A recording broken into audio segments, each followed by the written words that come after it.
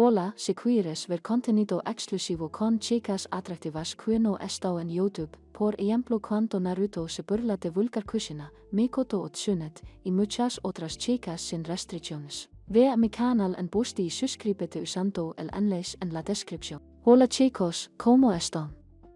Bienvenidos de nuevo a mi canal. Hoy vamos a ver qué pasaría si Naruto conociera una sirena. Kusha y se casó con Atla. Suscríbete si te gusta el video y revisa la descripción. Comencemos la historia. La tormenta se había estado gestando desde la mañana. Un oscuro muro de nubes se acercaba desde el mar del este como una invasión. Y eso. Naruto Uzumaki se quedó en el desgastado muelle, observando cómo los barcos pesqueros regresaban uno a uno con sus velas. Andreoso y las tripulaciones exhaustas. El otro pescador pasó corriendo junto a él sin decir palabra, sin siquiera mirarlo. Era siempre así. Sexton os viviendo en el pueblo costero de Nami y él. Bien podría haber sido un fantasma. Nio demonio oyó murmurar al vio atún al pasar, haciendo una señal de advertencia con su dedos nudosos. La mano de Naruto se dirigió instintivamente a su medalla, trazando las tres marcas parecidas a bigotes en cada un lado de su cara. Había nacido con ellos. O eso le había dicho la sacerdotisa del pueblo cuando tuvo edad suficiente para preguntar. Nació con ellos y fue abandonado en las escaleras del orfanato con solo un nombre prendido en su manta. Naruto, un nombre que significaba Worogin, propia de un niño abandonado en un pueblo pesquero, pero que no pertenece a ningún lugar. El viento arreció, levantóse. El sabor de la sal y la promesa de violencia. Los barcos restantes estaban siendo asegurados, las cuerdas revisadas y lo comprobaron 2 veces. Todos corrían a sus casas, a sus familias, a sus hogares cálidos y a sus mesas llenas. Todos menos Naruto. Su propio bote, si así se le podía llamar, era un pequeño y destartalado barco pesquero. Embarcación que armó con restos y restos a lo largo de los años. El anciano del pueblo le había prohibido unirse a la flota pesquera, alegando que su presencia maldeciría la captura. Así que Naruto pescó solo en las calas olvidadas y aguas peligrosas donde ningún pescador en su sano juicio se aventuraría. Era un trabajo solitario, pero se había acostumbrado a la soledad como otros a respirar. ¿Planes morir ahí fuera, muchacho?, preguntó un brusco. La voz gritó. Naruto se giró para ver a Kakashi, una de las pocas personas en la aldea que a veces reconocía su presencia. Existencia. El ex marinero de cabello plateado había perdido un ojo por culpa del mar hacia os y ahora levaba un parche sobre él. Y él era examinando el bote de Naruto con el ojo que le cuidaba, con expresión indescifrable. Solo revisando los muros. Respondió Naruto, en que ambos sabían que había estado considerando salir. La tormenta va a ser muy fuerte, respondió Kakashi. Tío, encendiendo su pipa a pesar del viento. El vio tsunami vio las islas. Rollo. Cielo por la mañana, aviso marinero, y ese cielo estaba rollo sangre hoy. He estado en tormentas antes, pero no como esta. 1. El único ojo de Kakashi vio en él era algo que podría haber sido una preocupación. Lo que sí que estés tratando de hacer. Demostrarlo no vale la pena ahogarse. No intento demostrar nada, dijo Naruto, y era casi cierto. Simplemente no veía el sentido de esconderse cuando no tenía donde esconderse, nadie esperándolo. La tormenta le haría seguir. Lo enfrentó desde la orilla o el mar. Kakashi lo estudió por un largo momento, luego se encogió de hombros. Tu funeral, chico. Intenta no rondar los muebles cuando mueras. Ya está bastante lleno de fantasmas. Se alejó, dejando a Naruto solo con el viento creciente y sus pensamientos. Lo más inteligente sería regresar a su pequeña choza en las afueras. Del pueblo, cerrar la puerta y esperar a que pase la tormenta. Lo más inteligente. Nar había. Nunca había sido particularmente bueno en cosas inteligentes. En lo que era bueno era en sobrevivir, en seguir adelante, incluso cuando todo y todos le decían que se rindiera.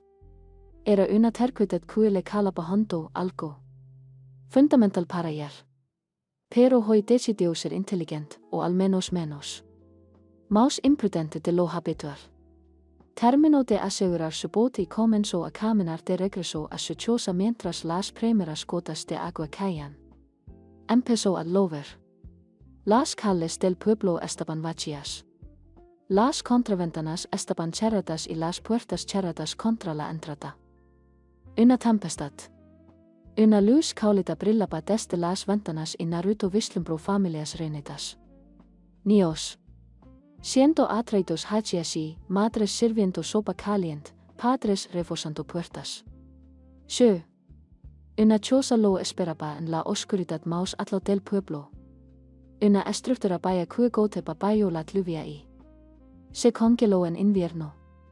Lo construyó el mismo cuando el orfanato lo echó a los 13 años, considerándolo lo suficientemente mayor como para valerse por sí mismo. El mismo. No era mucho, pero era suyo. La tormenta azotó una hora después del anochecer. Con una furia que sacudió los cimientos de la tierra.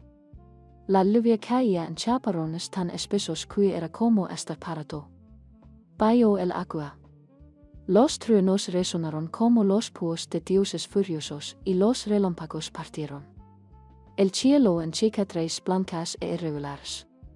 La choza de Naruto cruyó y cruyó, encontrando agua.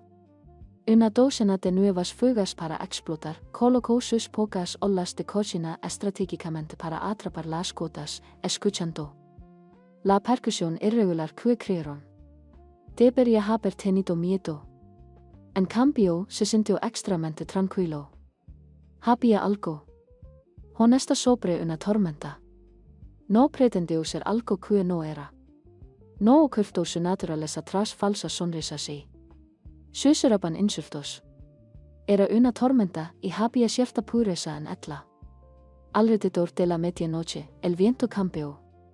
Era algo sutil, algo que la mayoría de la gente no habría notado, pero Naruto había pasado su vida leyendo libros fantásticos. Estados de ánimo. El viento cambió del noreste casi al este, y con él llegó un sonido de bello del trueno, sonaba como música, como canto, como nada que hubiera oído antes. Apretó la cara contra la ventana, mirando fijamente. Entrando en la vorágine. Un relámpago brilló iluminando el mundo bajo por la lluvia con destellos estroboscópicos de luz blanca. Allí, en uno de esos destellos, vio algo en dirección a la cala prohibida. Una luz roja como el fuego. Como la sangre, imposible en medio de la tormenta. Naruto agarró su abrigo de piel de aceite sin pensar, sin planearlo. Su cuerpo se movió por instinto. Algo en lo profundo de él, respondiendo a esa luz como una polilla a la lama. Debería. Cuidad adentro. Debería ser inteligente. Pero su mano ya estaba en la puerta. La tormenta. Intentó matarlo en cuanto salió. El viento lo golpeó como un golpe físico, casi derribándolo. Sus pies. La lluvia le golpeaba la cara con tanta fuerza que le picaba, y el rugido de la tempestad le ahogaba el aliento. Pero se inclinó hacia él, avanzando paso a paso, con los ojos fijos en la dirección donde había visto ese rollo imposible. La cala prohibida estaba a 20 minutos a pie con buen tiempo. Con la tormenta, tardó casi una hora. Luchando contra la furia de la naturaleza. Su abrigo era inútil ante el diluvio. Quedó empapado hasta los huesos en cuestión de minutos. El agua chapoteando en sus botas, su cabello pegado a su cabeza. Pero en así, él empujó hacia adelante. Cuando volvió a brillar un relámpago, lo vio con más claridad. Esta vez, algo estaba enredado en la red de pesca. Redes que habían sido abandonadas en la cala. Las que el pueblo había deado tras considerar la zona maldita cuando tres. Los pescadores murieron allí en una sola temporada. La luz roja provenía de lo que fuera que quedara atrapado en esas redes. Naruto metió. Corría trompicones por el sendero rocoso hacia la cala. Las olas se estrellaban contra la orilla con tanta fuerza que la rompían. Piedra. Y más atlao, el mar era una masa negra y ondulante, salpicada de espuma blanca. Nadie podría sobrevivir en aguas así. Ningún ser vivo podría. Otro relámpago y el corazón de Naruto se detuvo. Allí, enredada en las redes, había una mujer. Pero no solo una mujer. Incluso desde la distancia, incluso en el caos de la tormenta, Naruto podía ver la cola. Escamas. Que brillaban como rubíes y granates, captando y reflectando el resplandor del rayo. Una cola donde deberían estar las piernas. Poderosa, serpentante, absolutamente imposible. Una sirena. Luchaba contra las redes con una fuerza desesperada. Su cuerpo se agitaba en las aguas poco profundas donde la marea la había arrastrado. Pero las redes eran vías irresistentes. Bendecidas por sacerdotes para atrapar demonios y monstruos. Y hacían su trabajo demasiado bien. Cada movimiento solo la enredaba más. Y las olas seguían intentando arrastrarla de vuelta a las profundidades mortales. Naruto no dudó. Corrió. El agua estaba terriblemente frío cuando se sumergió, robando el aliento. Las olas lo azotaron, intentando arrastrarlo. Abaió, pero luchó hacia la sirena atrapada con todas sus fuerzas. De cerca, era aún más imposible. Su pelo era del mismo carmesí intenso que su cola, largo y salvaje, flotando a su alrededor como sangre y agua. Su piel era pálida, decorada con delicadas escamas a lo largo de sus hombros y brazos que captaban la luz como ópalos. Sus ojos eran lo que detenía. Violeta profundo, como el océano al anochecer, y lleno de furia y un miedo tan intenso que era como mirar el corazón mismo de la tormenta. Cuando lo vio, sus ojos se abrieron de par en par. Hizo un ruido. Algo entre un sesio y un grito musical y terrible a la vez. Voy a ayudarte. Nar. Gritó, inquietaba que Atla pudiera oírlo por la tormenta. Dejó de luchar. Atla no entendía o no le importaba. Cuando él extendió la mano para alcanzar las redes, Atla le mordió con dientes que eran apenas demasiado afilados, demasiado blancos. Una advertencia, una amenaza, por favor. Levantó las manos, mostrando que estaban vacías. No voy a hacerte todo. Un rayo cayó cerca. El trueno fue instantáneo y ensordecedor. En él. Un destello de luz, sus ojos se encontraron y algo pasó entre ellos. Reconocimiento tal vez, o simplemente el sentimiento compartido. Comprensión de dos seres vivos atrapados en las fauces de la muerte. La sirena dejó de luchar. Nar sacó sus entras. Sacó el cuchillo de su cinturón y empezó a cortar las redes. La cuerda bendita resistió, dura como el hierro, pero su cuchillo estaba afilado. Y su determinación se agudizó. Cortó y cortó, sus dedos entumecidos en el agua fría, mientras la sirena observaba. Y con esos imposibles ojos violetas. Una ola los azotó a ambos y Naruto perdió el equilibrio al hundirse. El agua salada le quemó la garganta y los pulmones. En la oscuridad submarina, sintió que algo lo envolvía. La cola de la sirena, poderosa y suave, lo anclaba. Cuando salió a la superficie, yendo, Atla estaba más cerca, estudiando su rostro con una intensidad que lo hizo sentir desnudo. Volvió a corte. Me tomó lo que parecieron horas, pero probablemente fueron solo minutos. Finalmente, la última hebra se separó y la sirena quedó libre. Debería haber huido entonces, debería haber desaparecido en él. Provendo donde pertenecía. En cambio, dudó, flotando en el agua turbulenta, con la mano extendida para tocar su rostro. Sus dedos estaban fríos y palmedos, con hojas afiladas en las puntas que podrían haberle arrancado la garganta. Pero su tacto era suave, recorriendo las marcas de los bigotes, en su medida con algo parecido al asombro. Emitió un sonido, una melodía que se elevó por encima de la tormenta, y sonó como una pregunta. No entiendo, dijo Naruto, castigando los dientes. Tú. Necesito ir. No es seguro. Como para enfatizar su punto, otro masivo. La ola se alzó tras ellos como un muro. La sirena abrió mucho los hoyos y agarró. Nar, tirándolo hacia abajo y cubriéndolo con su cuerpo. La ola los aplastó con una fuerza aplastante, haciéndolos caer. En el agua agitada, pero su cola lo envolvió, protegiéndolo, evitando que se estrellara contra las rocas.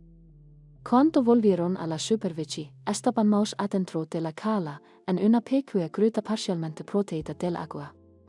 La peor furia de la tormenta. La cabeza de Naruto salió a la superficie y tosió agua salada, su cuerpo temblando violentamente por frío y agotamiento. Intentó nadar hacia la plataforma rocosa que formaba una playa tosca, pero sus extremidades no le permitieron cooperar. La sirena lo sostuvo, su poderosa cola los impulsó a ambos a través del agua. Etla lo levantó las rocas con una fuerza sorprendente, y luego se impulsó hasta ponerse a su lado. Desde tan cerca, Naruto podía ver la extensión completa de sus heridas. Cortes profundos donde las redes se habían clavado en su carne. Moretones formándose a lo largo de su piel pálida. Y algo peor, un corte en su costado que sangraba lentamente, la sangre más oscura que la sangre humana, casi púrpura. Bajo los relámpagos. Te duele, logró decir entre dientes. Etla dijo algo en un idioma como cantando como agua fluyendo sobre piedras, hermosa e incomprensible. Su mano le tocó el pecho justo encima del corazón y sintió algo, un calor que se extendió desde el punto de contacto. Reprimiendo el frío mortal lo suficiente como para pensar con claridad, Naruto se quitó el abrigo arruinado y, ignorando su sesio de sorpresa, lo presionó contra la herida de su costado. Etla intentó apartarse, pero él se mantuvo firme, encontrándose con sus hoyos. Diem ayudarte, dijo en voz baja. Me salvaste. Diem ayudarte. Tú. Tal vez entendió su tono, sino sus palabras. Tal vez estaba demasiado cansada para luchar. De cualquier manera, Etla se quedó quieta, permitiéndole aplicar presión sobre la herida. De cerca, así, podía ver el leve brillo que emanaba de su piel, la fuente de esa luz roja que había visto desde su choza. Pulsaba al ritmo de la música. Con su latido más lento que el humano, más profundo, como el ritmo de las olas contra la orilla. Se quedaron así mientras la tormenta rugía fuera de su pequeño refugio. Dos seres imposibles se acurrucaban juntos en la oscuridad. Los hoyos de la sirena. No se apartó de su rostro, estudiándolo con una intensidad que debería haberlo hecho sentir incómodo, pero de alguna manera no lo hizo. Había inteligencia atli, antigua y extra, pero también algo familiar. Soledad. La reconoció porque lo había visto reflejado muchas veces. Me llamo Naruto, dijo, señalándose a sí mismo. Nar. Etla inclinó la cabeza y luego emitió un sonido parecido. No, tú también. Su nombre en su voz era música, poesía y algo que le oprimía el pecho. Sonrió a pesar del frío, a pesar del peligro, a pesar de todo. Sí. Naruto. La cielo. ¿Cómo te llamas? Etla pareció entender la pregunta. Su mano tocó su propio pecho y cantó una sola palabra, complei. Repleto de armónicos que ninguna voz humana podría replicar. Pero enterrado en esas capas, Naruto escuchó algo que no pudo agarrar. Kusha. Lo intentó. Sus ojos se abrieron y sonrió. De hecho, sonrió, revelando esos dientes afilados que deberían haber sido aterradores, pero de alguna manera no lo fueron. Atla asintió con entusiasmo y repitió. Eso. Kusha. Kusha. Lo repitió memorizándolo. Eso es hermosa. La tormenta comenzó a desvanecerse a medida que avanzaba la noche. Su furia gradualmente se convirtió en una lluvia intensa y distante. Trueno. La herida de Kusha había dejado de sangrar y Atla había inspeccionado sus manos, que estaban cortadas y ampoladas por él. Cuerda. Atla había hecho sonidos de angustia y tocado sus heridas suavemente, luego hizo algo que lo dejó sin aliento. Atla se levó la palma cortada a los labios y la besó. Donde sus labios se tocaron, el dolor se desvaneció, no por completo, pero suficiente para que sus ojos se abrieran de par en par. Cuando Atla se apartó, hubo un tenue destello de luz, y los cortes más profundos fueron parcialmente curados con costras como si tuvieran días. En lugar de horas. ¿Cómo lo hiciste? Naruto se sobresaltó, pero Atla estaba y parecía exhausta por el esfuerzo. Usando cualquier poder que le hubiera costado, pudo verlo en la oscuridad de su brillo. La forma en que sus ojos se entrecerraron ligeramente. Deberías descansar, le dijo, aunque no tenía ni idea de si Atla lo entendía. Estás a salvo aquí. No te haré que nada te haga daño. Los ojos de Kusha escrutaron su rostro. Y entonces hizo algo que lo sorprendió. Atla se acercó más, apoyando la cabeza en su hombro. El gesto era tan confiado, tan vulnerable que no sintió que se le cerraba la garganta. Cuando fue la última vez que alguien había confiado en él? ¿Alguien lo ha hecho alguna vez? La roto con el brazo con cuidado, compartiendo el poco calor que su cuerpo podía proporcionar. Su piel estaba fresca al tacto, pero no fría, y su cabello olía a mar, a sal y misterio, y algo más dulce, como flores que florecen de noche. Te tengo. Tío. Susurró.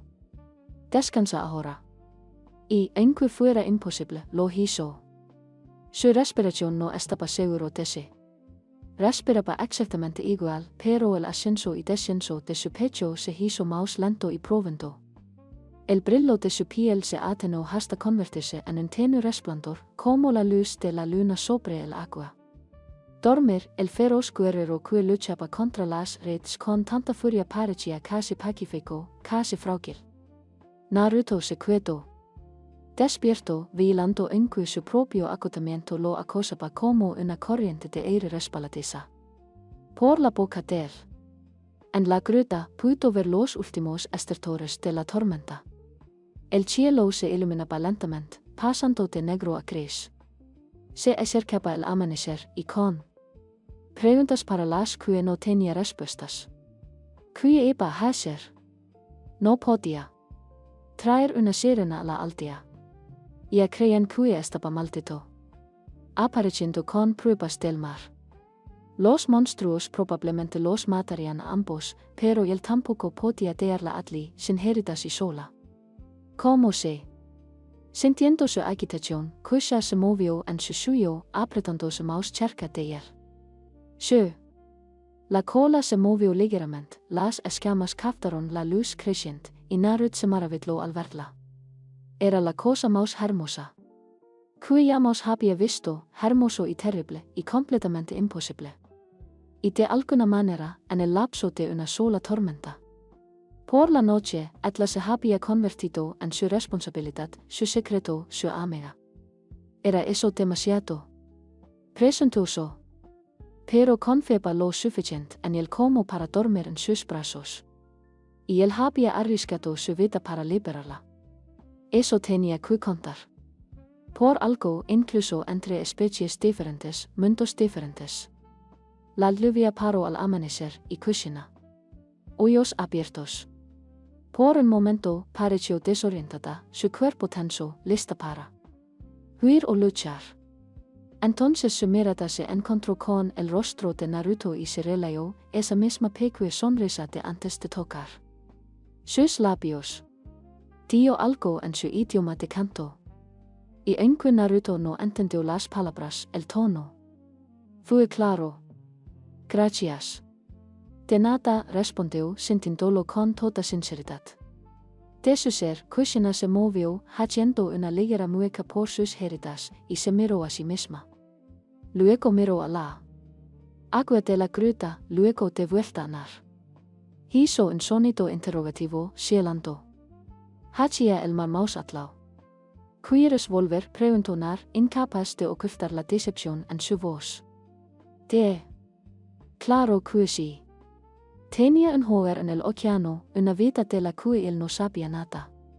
Este había sido un encuentro casual. Nada más. Pero Kushina negó con la cabeza firmemente. Se sealó a sí misma, luego a la gruta, luego a Nar, e hizo un gesto que interpretó como quedarse. Oh. Quizás regresaba. Era difícil saberlo. ¿Quieres quedarte aquí? Hizo un gesto alrededor de la gruta. O volver aquí. Parecía entender que él intentaba comunicarse. Levantó una dedo, luego hizo un movimiento de inmersión. Cielo, el sol saliendo, luego levantó más dedos e hizo el movimiento de zambullida de nuevo. Un patrón, un horario. Volverás, preguntó Nar, con la esperanza floreciendo en su pecho como el amanecer. Aquí, volverás a verme. La sonrisa de Kushina era radiante. Asintió. Luego volvió a tocarle la cara, deteniéndose con los dedos en las marcas de los bigotes. Dio algo que sonó como una promesa. Como un juramento, y entonces se inclinó hacia adelante y presionó su frente contra la de él. El gesto se sintió sagrado, de alguna manera importante. Nar se quedó completamente quieto, temeroso de respirar, temeroso de romper cualquier hechizo que fuera. La energía fluyó entre atlos. Cálido y eléctrico, y por un instante sintió algo vasto y antiguo. El océano mismo, tal vez, o el poder que fluía por sus venas. Cuando se apartó, sus ojos brillaban, no con lágrimas, sino con eso. Luz interior que la hacía brillar. Le tocó el pecho una vez más, justo sobre el corazón, y luego se deslizó en él. Agua con apenas una onda. Espera, gritó Nar. ¿Cuándo vendrás? De vuelta. Kushina emergió, su cabello rubio flotando a su alrededor como un halo carmesí. Cielo al cielo, hizo un gesto como de un sol poniente y luego levantó 3 dedos. 3 días. Naruto adivinó. Atardecer, dentro de 3 días, asintió, luego cantó algo que podría haber sido su nombre y se alejó. Lo último que vio fue el destello de su cola roja que revelaba la luz de la mañana como un rubí. Y luego desapareció, desapareciendo en él. Profundidades como si nunca hubiera estado allí. Naruto se sentó en la gruta durante un largo rato después, mirando el agua. Se preguntaba si había soto. Pero sus manos aún estaban cortadas, aún tenían las marcas de su beso sanador. Su abrigo estaba todavía húmedo por el agua del mar y manchado con su extra sangre. Y en su pecho, su corazón latía con un ritmo que nunca antes lo había conocido. El ritmo de la esperanza. Tuvo 3 días para prepararse. 3 días para descubrir que se le decía una sirena. Cómo comunicarse a través de la vasta división de sus mundos. 3 días para anticipar algo que nunca antes había tenido. Algo en que él iría regresar con él. El paseo. El regreso a su choza se sentía diferente a la luz de la mañana. El pueblo estaba emergiendo de la tormenta. La gente revisaba sus casas y barcos por todos. Naruto se mantuvo en las sombras, evitando la atención mientras. Siempre. Pero por una vez, el aislamiento no apestaba tanto. Tenía un secreto ahora, un hermoso e imposible secreto llamado Kusha. Al leer a su. Mientras se dirigía a la choza y comenzaba a quitarse la ropa mojada, se vio reflejo en el pequeño espejo roto que tenía junto a su lavabo. El mismo pelo rubio desordenado, los mismos hoyos azules, las mismas marcas de bigotes que lo tildaron de diferente, de otro, de equivocado. Pero por primera vez en su vida, al mirarse en el espejo, no vio a un niño demonio ni a un huérfano maldito. Vio a alguien en quien una sirena había confiado. Alguien a quien prometió regresar. A alguien que quizás no estaba tan solo después de todo. 3 días. Le sonrió. Se reveló y este le devolvió la sonrisa. Y en algún lugar de las profundidades del océano, le gustaba pensar que Kusha también sonreía. La tormenta había pasado. Pero la vida de Naruto Uzumaki nunca volvería a ser la misma. En las profundidades más altas del pueblo, donde la luz del sol se desvanecía, en un crepúsculo perpetuo, Kushina nadó a través de los bosques de algas. Con poderosos golpes de su cola. Sus heridas dolían, pero era algo distante, abrumado por la extra calidez en su pecho. El niño humano con la cara marcada y los ojos amables, Atla. Había escuchado las historias, por supuesto. Los humanos eran crueles, codiciosos y destructores de la mar. Tomaron y no dieron nada a cambio. Contaminaron las aguas con sus desechos y su avaricia. Mataron. Sin propósito, perturbó los antiguos equilibrios. Pero arriesgó su vida para liberarla, curó sus heridas con sus suaves manos la habían sostenido mientras dormía, su latido firme y verdadero contra su oreja. Y esas marcas en su rostro las había visto antes en grabados antiguos en las partes más antiguas del reino oceánico. Marcas de poder, de algo más grande que la mera humanidad. Su padre se pondría furioso si lo supiera. Había contactado con un humano. Su hermano la llamaría tonta. Los ancianos exigirían que nunca regresara a la superficie, que era exactamente la razón por la que regresaría. Kusha nunca había sido buena siguiendo las reglas. Su temperamento, su impulsividad, su negativa a aceptar porque yo lo di como argumento válido, siempre la habían distinguido de otra gente del mar. Era la razón por la que había estado en esas aguas malditas en primer lugar, explorando donde le habían prohibido ir, buscando aventuras más allá de los límites seguros de su mundo. Y las encontró. ¿Cómo las encontró? 3 días. En 3 días lo volvería a ver. El niño que la miraba no con miedo ni codicia, sino con asombro, con reconocimiento, como si él también supiera lo que era estar solo. Kusha sonrió para sí misma. Mientras nadaba. Y en lo profundo de su pecho, donde su corazón latía al ritmo de las mareas y las corrientes, sintió algo. Una nueva agitación, algo cálido, brillante y aterrador, algo que se sentía peligrosamente parecido a la esperanza. Y en 3 días, cuando el sol se ponía sobre la cala prohibida, 2 almas solitarias se reencontraban, atraídas por fuerzas que ya eran completamente. ¿Entendieron? Pero ambos estaban dispuestos a confiar. El océano y la tierra, la sirena y el niño, el comienzo de algo que cambiaría sus mundos para siempre. Pero eso estaba a 3 días de distancia. Por ahora se levaban el uno al otro.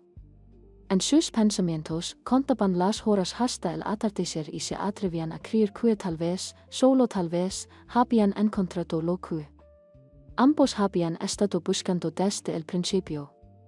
Alguien que los viera no como monstruos ni marginados, sino simplemente como En los mismos. Y habéis ahí es donde comienzan las grandes historias de amor. Naruto intentó seguir con su rutina habitual. Revisando su bot, remendando redes, fingiendo que su mundo entero no se había movido de su eje. Pero su mente seguía. Vagando hacia la cala prohibida, hacia los hoyos violetas y el capello carmesí, hacia la criatura imposible que había prometido. Regresó. Casi se había convencido de que había sido un sueño febril, una alucinación provocada por la tormenta y el agotamiento. Pero luego miraba sus manos y veía los cortes parcialmente curados que ninguna medicina humana podría haber curado tan rápidamente. Y él sabría que había sido real. Etla había sido real, Kusha. El pueblo estaba ocupado. Con la limpieza de la tormenta, lo que significó que la gente tuvo menos tiempo para notar la distracción de Naruto. Heito en lo que pudo. Limpiando escombros de los muebles, transportando equipo dado, haciendo el trabajo pesado que nadie más quería. Aceptaron su trabajo sin agradecimiento como siempre, pero hoy no le molestaba tanto. Tenía un secreto que hacía que su silencio. El desprecio se siente pequeño y distante. Esa noche, solo en su choza, Naruto encontró haciendo algo que no había hecho en años. Limpió muy bien. Y él barrió los pisos, reparó las peores goteras, organizó sus escasas posesiones. No era mucho, pero era su espacio. Y de alguna manera, la idea de contar la cosa sobre su vida lo hizo querer parecer menos patético. Entonces él se rió de sí mismo. Etla vivía en el océano. ¿Qué le importaría su choza? Pero el pensamiento persistía. Y él quería compartir su mundo con Etla. Quería mostrarle las cosas que le importaban por pequeñas que fueran. Colección de conchas y piedras interesantes que había reunido a lo largo de los años. El maltratado libro de cuentos de hadas. La sacerdotisa del orfanato le había dado cuando aprendió a leer. El único regalo que había recibido, la pequeña verdura. El jardín que cuidaba detrás de su choza, buscando la vida en el suelo arenoso. Estos eran los fragmentos de su vida, y para él. La primera vez quiso que alguien los viera. El segundo día fue más difícil. La duda se apoderó de él con la luz de la mañana. ¿Por qué? Volvería. Lo prometería. Pero las promesas eran fáciles de hacer y más fáciles de descansó. Tenía todo un océano por explorar. Un hogar y una familia en algún lugar de las profundidades. Que era un extra humano. Ni comparado con todo eso. Quizás solo había estado agradecida por el rescate. Quizás en el momento en que regresó a su mundo. Se había olvidado por completo de él. Naruto intentó alear esos pensamientos, pero se le pegaban como pescadores. Se fue. Pescaba en sus lugares habituales, pero el trabajo le parecía vacío. El pescado que capturaba se vendía a los comerciantes del pueblo por apenas suficiente dinero para comprar arroz y verduras. La misma rutina día tras día o tras o. Después de uno solo, era la tarde cuando Kakashi lo encontró en los muebles clasificando su captura. Te has distraído, observó el viejo marinero, llenando su pipa con tabaco fresco. Estoy bien, tío Nar. Respondió automáticamente. No tío que no estuvieras bien. Tío que estabas distraído. Kakashi encendió su pipa y el humo se elevó en espirales en el aire salado. Algo sucedió durante la tormenta. Naruto. El corazón dio un vuelco. ¿Qué? No porque pasaría algo. ¿Por qué tienes esa mirada? La mirada que la gente pone cuando el mundo deja de tener sentido. La de Kakashi. Soltero. Lo estudié. Lo he visto antes. Normalmente justo antes de que lo hagan. Algo estúpido. No voi a hacer nada estúpido porque empiezan a correr rumores. Algunos pescadores dicen que vieron luz extras en la cala prohibida durante la tormenta. Luz rojas como fuego en el agua. Hizo una pausa. Significativamente. No sabrías nada de eso, ¿verdad? Naruto se obligó a seguir clasificando pescado para mantenerse manos firmes. Probablemente solo en río revleandos en las olas. Probablemente. Kakashi asintió, pero su tono sugería. No lo creo ni por un segundo. Solo recuerda, muchacho, el mar guarda sus secretos. Por una razón. Algunas cosas es mejor dejarlas en paz. Se aleó antes de que Naruto pudiera responder, dejándolo solo con sus pensamientos acelerados y su conciencia culpable. Esa noche, Naruto fue a la cala. Se dijo a sí mismo que solo estaba comprobando, solo asegurando de que el aura fuera segura para la reunión al atardecer de mañana. Pero realmente necesitaba estar cerca de donde la había visto por última vez. Necesitaba sentirse conectado con el recuerdo. La cala era tranquilo en la luz que se desvanecía, el agua tranquila y clara. No quedaba rastro de la furia de la tormenta o el rescate desesperado. Incluso las redes habían desaparecido, probablemente arrastradas por el mar o arrastradas por la marea. Nar se sentó en las rocas donde había sostenido a Kusha, donde ella había apoyado su cabeza en su hombro y trató de no sentir. Tonto. Mañana si ella no venía, lo sabría. Seguiría adelante. Lo aceptaría. Pero la idea de seguir adelante lo hacía sentir como si se ahora estaba a punto de irse cuando lo oyó en suave. Un chapote diferente del ritmo normal de las olas. Su cabeza se giró bruscamente hacia el agua, con la esperanza y el miedo en pugna. Pecho. Una cabeza elegante salió a la superficie, pero no era Kusha. Esta criatura era Mouse pequeño con escamas azul plácidas y enormes hoyos oscuros. Una foca. No, la forma no era la correcta. Otra sirena. La criatura le pió. Un sonido como el canto de un delfín y nado más cerca. Al acercarse, Naruto se dio cuenta de que no era una sirena en absoluto. Era una especie de espíritu marino, su cuerpo translúcido y brillante, apenas más sustancial que el agua misma. Giraba cerca de las rocas, estudiándolo con curiosidad e inteligencia, como una paloma.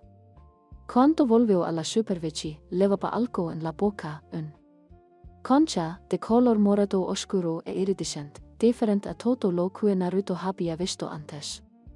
El espíritu nadó hasta el borde de las rocas y depositó la concha a los pies de Naruto, luego volvió a piar, casi expectante.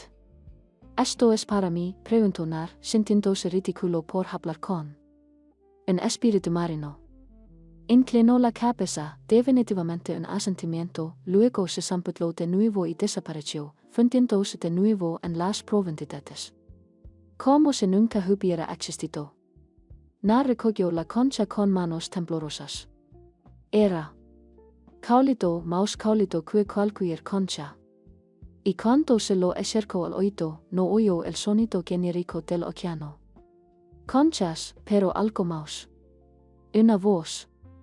La voz de Kusha cantando una melodía que no conocía. Entendía, pero lo sentía en los huesos. Ella le había enviado un mensaje. Prueba de que recordaba que aún estaba planeando para regresar. Nar sostuvo la concha contra su pecho y rió, el sonido resonando en las rocas. Mañana vendrá. Mañana. El tercer día amaneció brillante y despejado, como si el mundo mismo estuviera de fiesta. Nar despertó antes del amanecer. Demasiado emocionado para dormir. Se bajó en el agua fría de su pozo, restregándose hasta quedar más limpio que en meses. Se vistió con sus ropas menos remendadas, se pasó los dedos por su cabello perpetuamente desordenado en un intento feudal de domarlo. Y trato de no caminar de un lado a otro haciendo agujeros en el suelo. El día transcurría con una lentitud agonizante. Cada hora parecía días. Naruto intentó mantenerse ocupado, pero todo lo que intentaba hacer parecía inútil comparado con el inminente desastre. Puesta de sol. Finalmente, cuando el sol comenzó su descenso hacia el horizonte, pintando el cielo en tonos naranja y dorado, Naruto se dirigió a la cala prohibida. El corazón le latía con fuerza contra las costillas y le sudaban las palmas de las manos a pesar de la fresca brisa de la tarde. Y si no venía.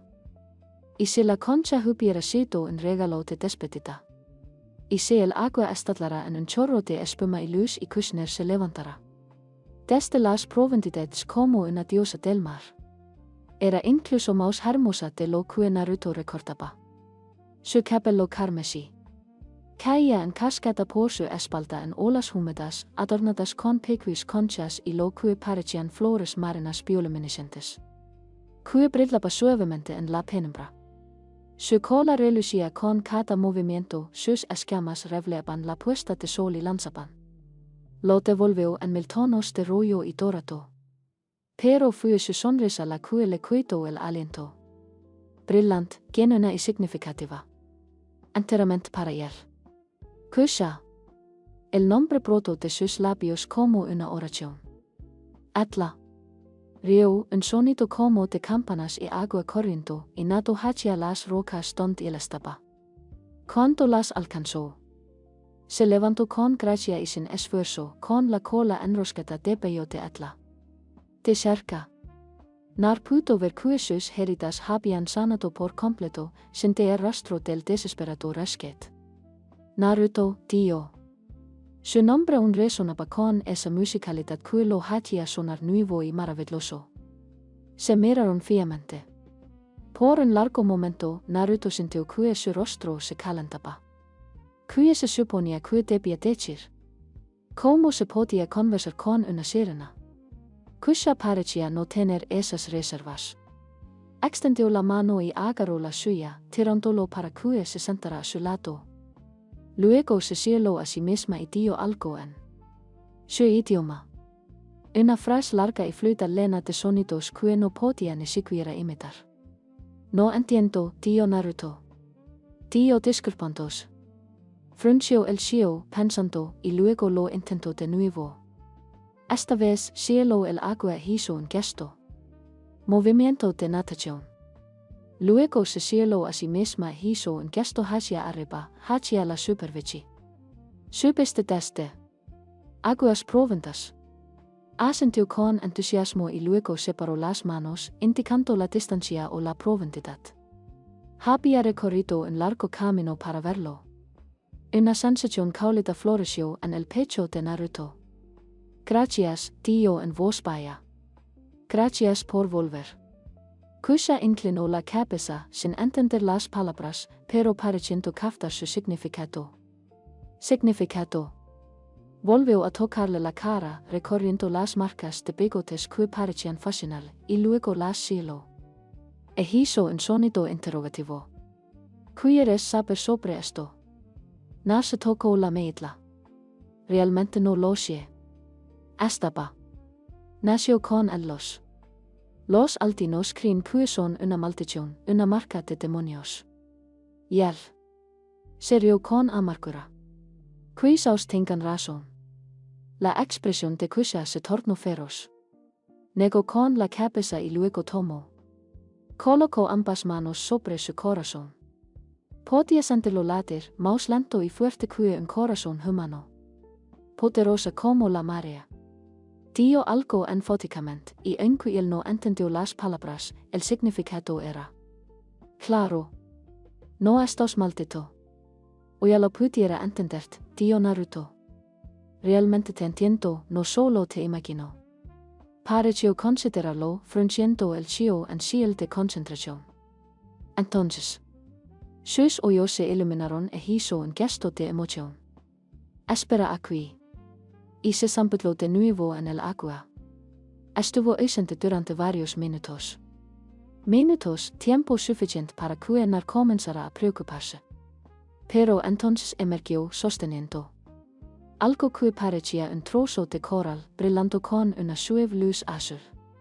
Kusha volvió a subirse a las rocas y le tendió el coral. Cuando lo tomó, atlaguyó su mano hacia su frente, luego tocó su propia frente con él. Otro extremo del coral. Una luz brillante y eléctrica brilló entre ellos y narjeteo. Las imágenes inundaron su mente, no palabras exactamente, sino conceptos, sentimientos, significados. Las profundidades del océano, una enorme ciudad submarina de perlas y corales. Los recuerdos de Kusha fluyeron en él como agua. Y con los recuerdos llegaron entendimiento. ¿Me oyes? La voz de Kusha, palabras reales en su mente ayentó. Pero claro. La discusión con el traductor debería funcionar ahora. Te entiendo. Exclamó Nar. ¿Cómo es magia?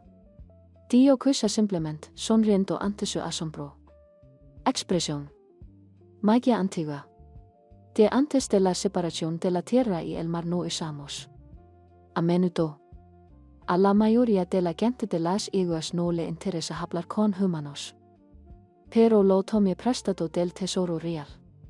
Prestado o robado, preguntó Naruto, presentiendo de alguna manera la verdad. Su sonrisa se volvió traviesa. ¿Cuál es la diferencia? Soy una princesa. Técnicamente. Todo lo que hay en el tesoro pertenece a mi familia. ¿Eres una princesa? No era obvio por mi impresionante belleza y porte majestuoso. Se echó el pelo de forma dramática y Naruto no pudo evitar reír. ¿Por qué no volviste? Tu reino después de que te liberara. No tendrían mayores sanadores que yo. La expresión de Kusha se volvió seria. No podía volver. Ni entonces ni nunca. Miró el mar que se oscurecía. Yo estaba exiliado. Nar o lo seré si mi padre descubre lo que es. ¿Qué hiciste? Yo perdí los estribos. Lo dijo con sencillez. Pero había dolor debajo de las palabras. Estoy la princesa más joven y yo tenemos poder. Demasiado poder. Mis tutores siempre decían. Poder sin control.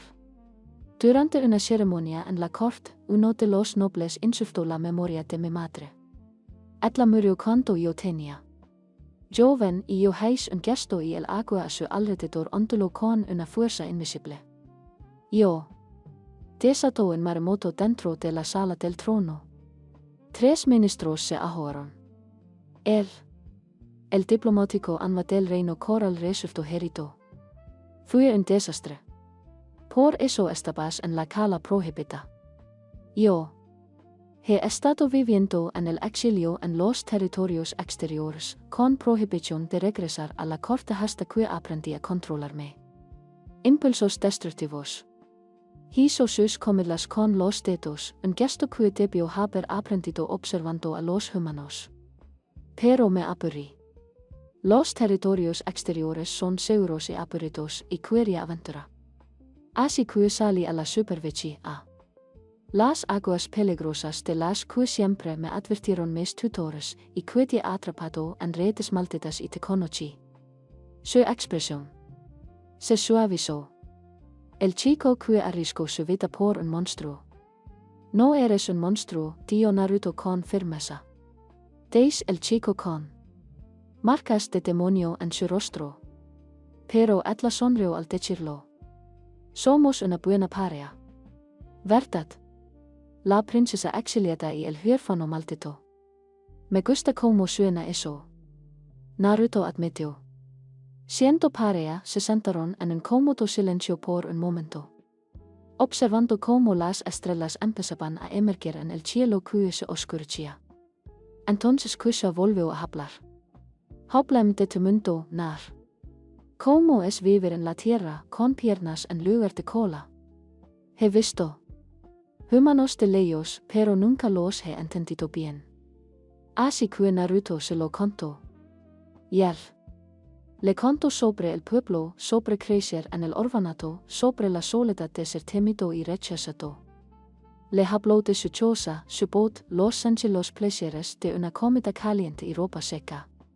Le describió las estaciones, El concepto de nieve la asombraba, al igual que las estrellas y la sensación de la tierra bajo los pies.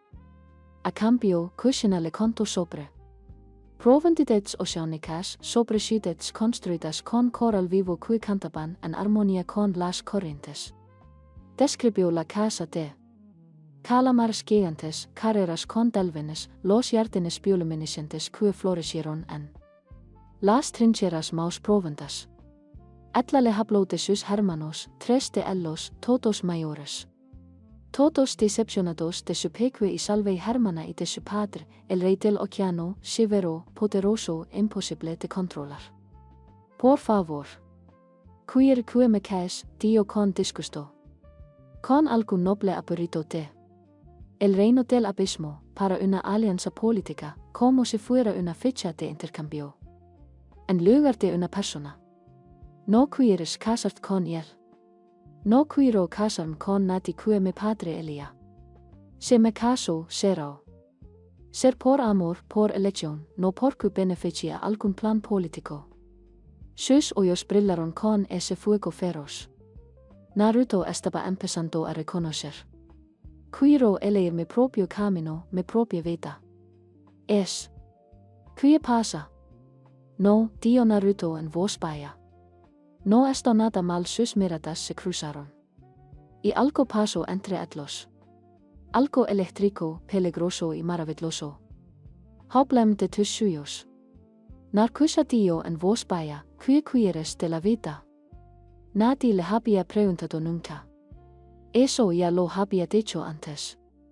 Naruto tuvo que pensarlo. Pensarlo de verdad. Quiero ser importante. Finalmente dio, quiero ser. Más que el niño maldito que todos evitan. Quiero tener amigos, familia.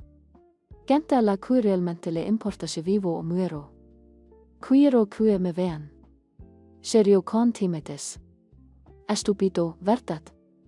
Para nada estúpido. La mano de Kusha encontró la suya. Te veo. Naruto. Me importa si vives o mueres. La sinceridad en su voz le hizo doler la garganta. Apretado. Yo también te veo, Kusha. No solo una princesa o una exiliada. Te veo. Ellos se sentaron tomados de la mano mientras la luna se elevaba sobre el océano. La luz plátida tella el agua con tonos de mercurio y magia. Kusha empezó a cantar suave y bajito. Una melodía que parecía hacer vibrar el aire. No estaba en ningún idioma. Era pura emoción, pura belleza, e hizo que el corazón de Naruto doliera con algo que no podía nombrar. Cuando terminó, y él se dio cuenta de que estaba llorando. Eso fue hermoso, susurró. Es una canción que mi madre solía cantarme sobre encontrar tu lugar en el mundo, sobre pertenecer. Le secó una lágrima de la mejilla con dedos suaves. Me haces. Siento que pertenezco, Naruto. Como si tal vez no estuviera tan rota como todos dicen. Tú no estás roto. Eres perfecto. Atla. Se rieron. Pero había un problema. ¿Quién decidió? Se quedaron en la cala. Hasta que la luna estaba alta y la marea había cambiado 2 veces. Hablaron de todo y de nada. Compartieron historias. Y suyos y miedos. Kushina le mostró magia simple del agua, haciendo que las olas. Bailando y formando figuras con espuma. Naruto le contó sobre las constelaciones que le había mostrado su maestra de orfanato. Selando las formas en las estrellas. Fue Kusha quien finalmente notó el frío que sentía. Sus labios estaban azules y su cuerpo temblando a pesar de sus intentos de ocultarlo. Tienes que irte a casa, dio preocupada. Los humanos son tan frágiles en él. Frío. No quiero irme. Yo tampoco. Pero no voy a dejar que te mueras de frío, idiota. Ella le acarició la cara. Sus manos. Nos volveremos a ver. Mañana a la misma hora. Naruto. Excepto. Y al día siguiente. Todos los días, Kushina prometía. Hasta que el océano se secó o el cielo se caiga, volveré a ti. Debería haber sonado ridículo, melodramático. En cambio, sonó como una promesa. Kusha se inclinó hacia adelante y presionó su frente contra la de él otra vez. Ese gesto de intimidad. Y la energía de confianza zumbaba entre ellos, cálida y eléctrica, y Naruto la sintió. Hasta los huesos. Duerme bien, Naruto Uzumaki susurró. Tú también. Kusha. ¿Cuál es tu apellido? Sonrió. Uzumaki. De hecho, en él. Antigua lengua del mar significa remolino. Nos claman así por la voragine que protege nuestro reino. Narmiro fiamente. Atla. Mi nombre también significa voragin. Sus ojos se abrieron al unísono, reconociéndola. Una coincidencia imposible. O fue una coincidencia. Quizás siempre estuvimos destinados a encontrarnos, tío Kusha en voz baja. Quizás. Estopamos, Atla le besó la frente. Solo una suave presión de labios contra la piel y luego se fue. Sumergidos en la luz de la luna. Agua sin apenas salpicar. Nar observó hasta que el último destello de su cola desapareció en las profundidades. Entonces hizo su camino a casa en un día. Estaba enamorado. La comprensión lo golpeó mientras caminaba por el pueblo dormido y debería haberlo aterrorizado. Atla era una sirena. Y él era humano. Sus mundos eran separados por algo más que el agua, por la biología, por la cultura, por la naturaleza misma. De la realidad misma. Pero de alguna manera nada de eso importaba. Lo que importaba era su risa, su espíritu feroz, la forma en que lo miró como si fuera alguien que valiera la pena conocer. Lo que importaba era la conexión entre ellos instantánea y inevitable como dos piezas de la misma alma que finalmente se encuentran. Naruto se quedó dormido esa noche con una sonrisa en su rostro y el coral traductor aferrado en su mano y contando las horas hasta el atardecer. En las profundidades del océano, Kushina nadó por las aguas oscuras con pensamientos similares arremolinandos en su mente. Debería regresar a su territorio de exilio y dejar de arriesgarse. Exposición al visitar la superficie. Si su padre descubría que estaba con un humano, su exilio se convertiría en permanente. Incluso podría ser despojada de sus poderes, convertida en completamente mortal. Castigo. Pero la idea de no volver a ver a le dolía físicamente. Legó a su gruta oculta una peculiar sistema de cuevas que reclamó como suyo durante su exilio y se acurrucó en un lecho de suaves algas. El coral traductor tenía un su gemelo se había conectado al que le había dado a Naruto y lo sostuvo cerca de su corazón. A través de la conexión, un débil y distante podía sentirlo, su calor, su presencia, el ritmo constante de su mente dormida. Era inapropiado, incluso invasivo. Pero no podía obligarse a cortar la conexión. Para él. Por primera vez en su vida, no se sintió sola. Lo que viniera después, las consecuencias. Complicaciones, conflictos. Kusha sabía una cosa con absoluta certeza. Atla. Aceptalo todo si eso significaba mantener a Naruto en su vida. Algunas cosas valían cualquier precio. Y como la princesa Sirena. Y el niño huérfano se dejó llevar por los suyos, sopan el uno con el otro, con un futuro que parecía imposible pero se sentía inevitable. El mana no podía leer lo suficientemente pronto. Los días siguientes establecieron un patrón. Cada atardecer, nar. Iban a la cala prohibida y Kusha estaba atli esperanto. Hablaron durante horas, compartiendo sus mundos. Entre sí, aprendiendo y creciendo juntos. Kusha le enseñó a Naruto sobre la magia del océano y descubrió que tenía una extra afinidad por Atla. Cuando Atla lo guiaba en los ejercicios básicos, sus manos brillaban con energía azul y blanca. Y el agua respondía a su voluntad de maneras que los impactaban a ambos. Tienes poder, dio Kushina una noche. Viéndolo moldear el agua en un orbe que flota sobre su palma. Poder real. Nunca había visto un humano hacer esto. Cuisao sin las marcas, sugirió Naruto. Tocando las cicatrices de sus bigotes. Desde que me parecían familiares.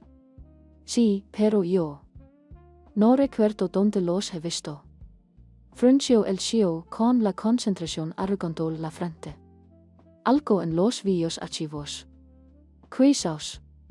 Imágenes de antes de la gran separación. ¿Qué es la gran separación? Kusha se dispuso a contar la historia. Su voz adquirió la cadencia de una vía lenta. Es mucho tiempo antes de que la historia. Escrito, la tierra y el mar eran uno. Los humanos y la gente del mar vivían uno junto al otro, compartiendo magia y conocimiento. Pero entonces llegó la guerra. Nadie recuerda que la inició, pero casi destruyó ambos mundos. Al final se construyó un gran techo. Se separaron la tierra y el mar y se erigieron barreras para mantenerlos.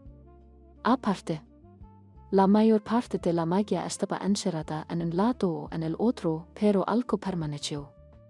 Nar lo adivinó. Exactamente. Ecos del antiguo poder. Los líneas reales conservaban la magia más poderosa, pero incluso la gente común tiene algunas habilidades. Hizo un gesto al agua que los rodea. Y, al parecer, tú también. ¿Crees que desciendo de algo mágico? Quizás. O tal vez eres algo completamente distinto. Atla tocó juguetonamente las marcas de sus bigotes. Quizás tú mismo seas parte de esa criatura y nadie te lo dio. Se rieron, pero la pregunta persistía. ¿Qué era Nar? ¿En serio? Solo un huérfano maldito o algo más. Sus encuentros se convirtieron en el centro de sus vidas. Nar se encontró viviendo para las noches, contando las horas hasta que pudiera volver a ver a Kushina. El trabajo del pueblo que una vez había llenado sus días se convirtió en una obligación tediosa, algo que soportar hasta que el sol comenzara a descender. Kusha era igualmente devota. Leaba temprano a la cala, esperando con entusiasmo apenas contenido la aparición de Nar. Atla le trajo regalos del océano. Perlas y conchas extras, algas comestibles que no sabían a nada. Tierra. Incluso una daga hecha con el pico de un pez espada. Increíblemente afilada y equilibrada. Para proteger, dio canto. Atla se lo dio. Por si alguna vez lo necesitas. De qué. De cualquier cosa. Atla. Su expresión era seria. El mundo es más peligroso de lo que crees, Nar. Hay cosas en las profundidades y también en la tierra que te harían daño si supieran en que te estás convirtiendo. ¿Qué soy yo? Convirtiéndose. Algo importante, dio simplemente. Puedo sentirlo. Pero su felicidad no podía permanecer en secreto. Para siempre. Fue Kakashi quien confrontó a Nar primero al atraparlo camino a la cala una noche. Necesitamos hablar. Dio el viejo marinero, su tono no admitía discusión. El corazón de Naruto se hundió. Pero seguí a Kakashi a un lugar tranquilo lejos del pueblo. Cielo de la Sirena, dio Kakashi sin preámbulos. A Naruto se le heló la sangre. No sé qué estás haciendo. No me mientas, muchacho. Te he estado observando. Te he visto escapulirte a la cala prohibita todas las noches. He visto cómo sonríes últimamente. Cómo se tuvieras un secreto. Kakashi esto soltero. Estaba alerta y la ve. Justo. Un vistazo, pero la ve. Vas a decírselo al pueblo. Eso depende. Cuye. ¿Cuáles son tus intenciones con Atla? La pregunta tomó anar desprevenido. Mis intenciones. La estás usando. Jugando. Con Atla para entretener porque la gente del mar tiene buena memoria y una venganza terrible y no quiero ver esto. Alltid destruida porque le rompiste el corazón a una sirena. Nunca lo haría. La voz de Naruto era feroz. Me preocupo por Atla. Yo. Realmente me preocupo por Atla. Es la primera persona que lucho por palabras. Atla me ve. A mí mismo. No al niño maldito ni al niño demonio. Solo a mí. Kakashi lo observó por un largo momento y luego suspiró. ¿Estás enamorado de Atla? No era una pregunta, pero Naruto asintió de todos modos. Sí, sabes que es imposible. ¿Verdad? No es humana. No pueden tener un futuro juntos. Lo sé, tío Naruto. En silencio. Pero puedo tener un regalo. Puedo tenerlo ahora mismo. Y eso es suficiente. Es eso. De verdad. La expresión de Kakashi era casi lastimera. ¿Qué pasa cuando? Tiene que volver a su mundo. ¿Qué pasa cuando su familia se entera? ¿Qué pasa cuando te das cuenta de que estás enamorado? Con alguien con quien nunca podrás estar realmente. No lo sé, admitió Naruto. Pero preferiría tenerla un ratito. Que nunca tenerla. Kakashi negó con la cabeza. Te van a romper el corazón, chico. Quedará hecho pedazos. Tan pequeños que nunca los volverás a armar. Quizás. Pero al menos sabré lo que se siente tener un corazón en primer lugar. El viejo marinero no tenía respuesta para eso. Simplemente agarró el brazo de Naruto. Hombro brevemente, un gesto de comprensión sino de aprobación, y se alejó. Naruto continuó hacia él. Kala, con la mente agitada. Kakashi tenía razón. Su situación era imposible. Pero cuando luego y vio a Kusha esperándolo, su rostro iluminándose al verlo, todo lo lógico. Las razones por las que no deberían estar juntos se desvanecieron.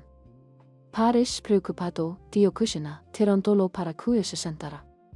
A su lado. ¿Qué pasa?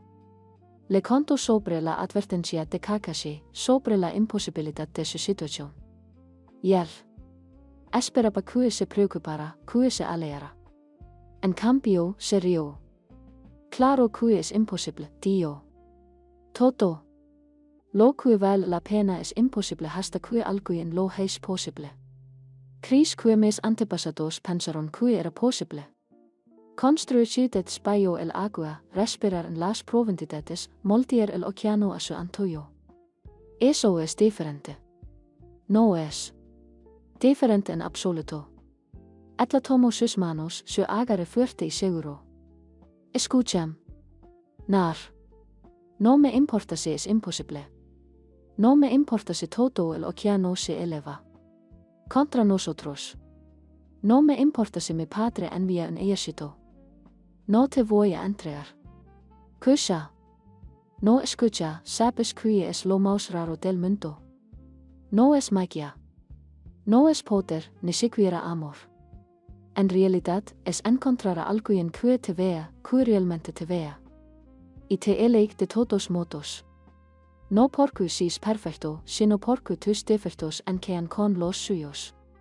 Porque juntos eres mejor que estando separados. Atla presionó su frente contra la de él.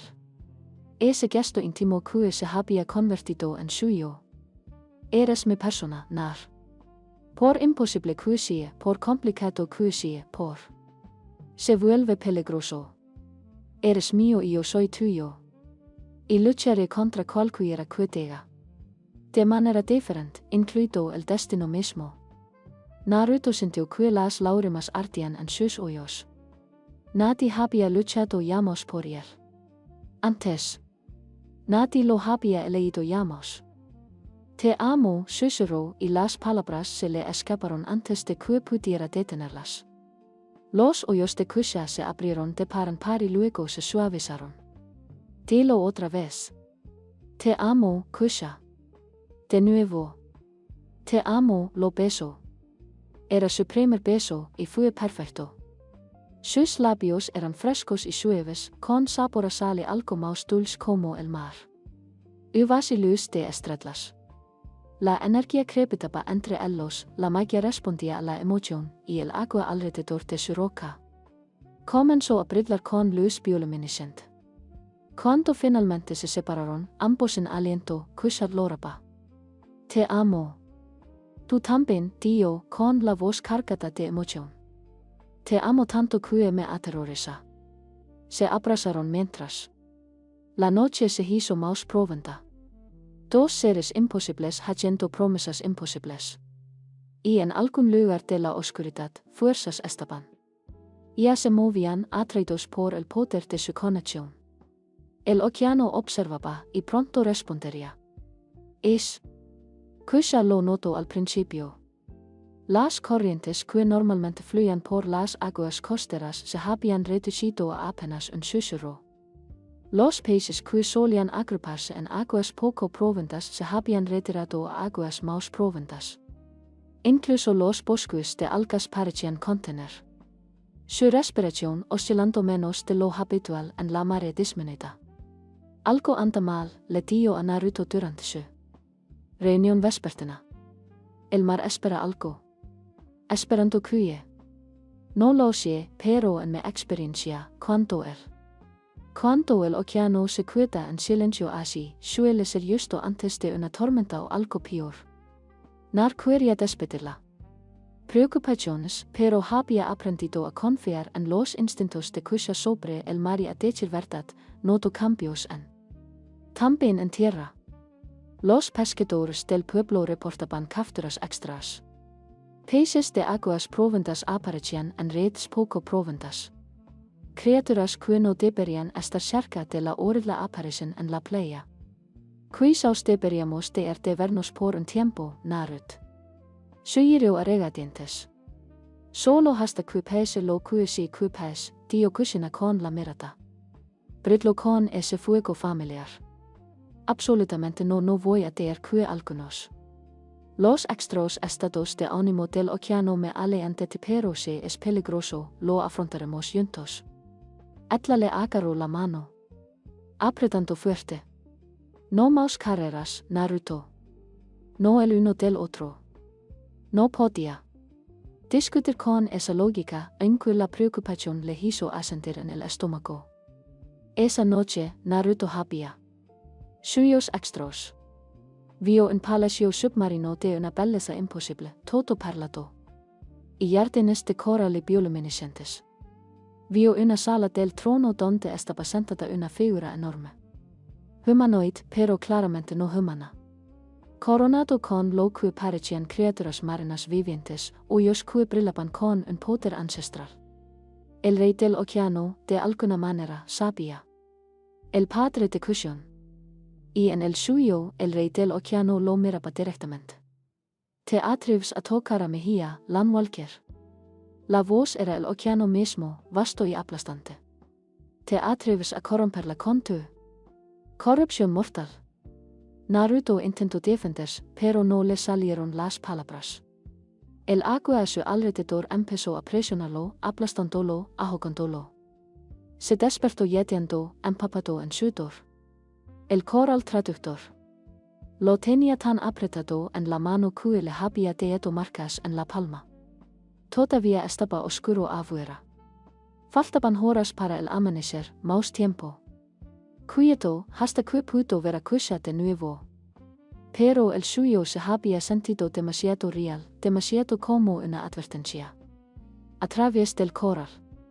Conexión, podía sentirla durmiendo, su presencia tranquila y firme. Etla estaba. A salvo por ahora. Naruto no volvió a dormir esa noche. La noche siguiente, Kusha llegó temprano a la cala y estaba visiblemente agitada. Tenemos que hablar, tío, en cuanto apareció Naruto. Algo está pasando. Pasó. Se le encogió el estómago. ¿Qué? Mi hermano envió un mensaje por él. Altavoz actuales, los que transmiten información a largas distancias. Etla camina de un lado a otro sobre las rocas, con la cola. Azotando con energía nerviosa. Viene aquí mañana al atardecer. Quiere hablar. Eso es malo. Es muy malo. Mis hermanos no salen de la capital a menos que comandado por nuestro padre. Si mamá viene aquí, significa que nuestro padre sabe algo. Quizás no todo, pero algo. ¿Cuál hermano es mamá? El del medio. No tan despierto como mayor, pero más astuto que Kurama, el menor. Se mordió el labio, nerviosa. Un gesto que Naruto nunca había visto en Etla. También es en quien nuestro padre más confía para manejar asuntos delicados. Situaciones. Y estoy en una situación delicada. Estamos en una situación delicada. Debo de caminar y miro. No te voy a mentir, Nar. Esto es serio. Si mi padre ha enviado a mamá, no va a aceptar que estemos juntos. Habrá consecuencias. ¿Qué consecuencias para mí? Probablemente el exilio permanente, el despojo de mi estatus real, tal vez incluso la atadura de mi poderes, así que ya no puedo acceder a ellos. Trago saliva con dificultad. Para ti. No. Lo sé. Mi padre no es cruel, pero es muy tradicional. Los humanos y yo no se mezclan. Es una de nuestras leyes más antiguas. ¿Por qué? Por la gran separación. La guerra entre nuestros pueblos casi destruyó ambos mundos. Cuando finalmente se logró la paz, se establecieron límites estrictos. Establecido. Nos cuidamos en nuestro reino, tú te cuidas en el tuyo. Las únicas excepciones son los embajadores entrenados e incluso ellos. Rara vez interactúan directamente. Nasintió que su mundo se tambaleba. Sabía que su relación estaba prohibida, pero no había comprendido del todo el alcance de lo que eso significaba. Entonces, ¿qué hacemos? Lo afrontamos. La mandíbula de Kushin se tensó con esa obstinación. Línea que había llegado a conocer y amar. Mana, cuando leo menma, le diremos la verdad, nos amamos. Que no nos vamos a entrar y que puede informarle a su padre si quiere. Eso parece quizás una buena manera de empeorar las cosas. Pero ya no quiero esconderme, Naruto. Ya no quiero. Avergonzada de lo que siento. Se acercó a él y le tomó las manos. Me encanta. Tú. Eso no está mal, no importa lo que digan las leyes antiguas. Y lucharé por ti, aunque te cueste. Todo. Especialmente si me cuesta todo. Su sonrisa era feroz y hermosa. Porque lo vales. Vales más que un trono que nunca quis, más que poderes que apenas puedo. Control más que la aprobación de un padre que de todos modos nunca me ha entendido. Nar la atrajo hacia sus brazos sosteniéndola. La abrazo fuerte. No quiero que lo pierdas todo por mi culpa. No me obligas a hacer nada. Esta es mi elección. Etla se apartó para mirarlo. Pero necesito saber, ¿es tuya también? Porque una vez que nos enfrentemos a mi mamá, no habrá vuelta atrás. Todos lo sabrán. Tu aldea, mi reino, ambos nuestros mundos. ¿Estás listo para eso? Lo estaba. Nar pensó en su vida en el pueblo. La soledad, el desprecio, el ciclo interminable de aislamiento. Y el había No tenía nada que perder. Pero kusha tenía estatus familiar, un mundo entero al que le daría la espalda. Te amo, Dio. Dio simplemente. Pese lo que pese, te amo y estaré contigo. Luego nos enfrentaremos. Juntos. Ella lo besó suave y dulcemente, luego apoyó su frente contra suyo. El mañana lo cambia todo. Esta noche seamos simplemente nosotros. Pasaron esa tarde en la cala hablando de cosas pequeñas y grandes, creando recuerdos para conservar sin importar lo que pase. El mañana luego. Kusha le enzo una canción de cuna de sirena que hacía bailar al agua. Narut le contó sobre él. Constelación de su madre.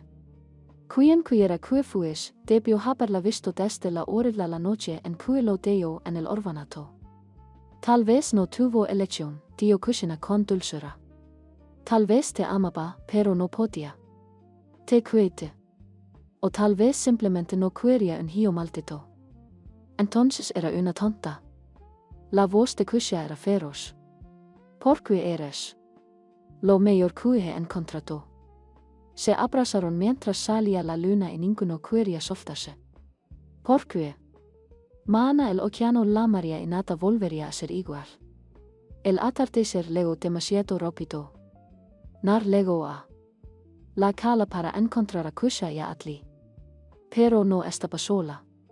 Junto a Atla, en la roca, estaba sentado otro tritón macho con una cola de escamas de color verde azulado intenso y cabello del mismo color carmesí que el de Kusha, pero cortado más corto. Severo. Su rostro era anguloso y aristocrático. Sus ojos, del mismo violeta que sus hermanas, pero más fríos, más calculando. Tenía que ser menma. Debe ser humano, Dio menma, con su voz cargada de la musicalidad de todo mar.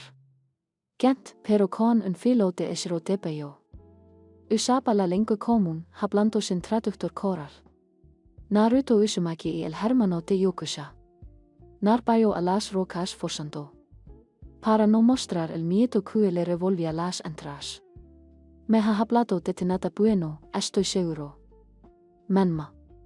Su expresión no cambió. Mi hermana nunca le ha tenido cariño a ningún miembro de su familia. Eso no es cierto. Kusha protestó. Simplemente no me gusta que me digan que hacer.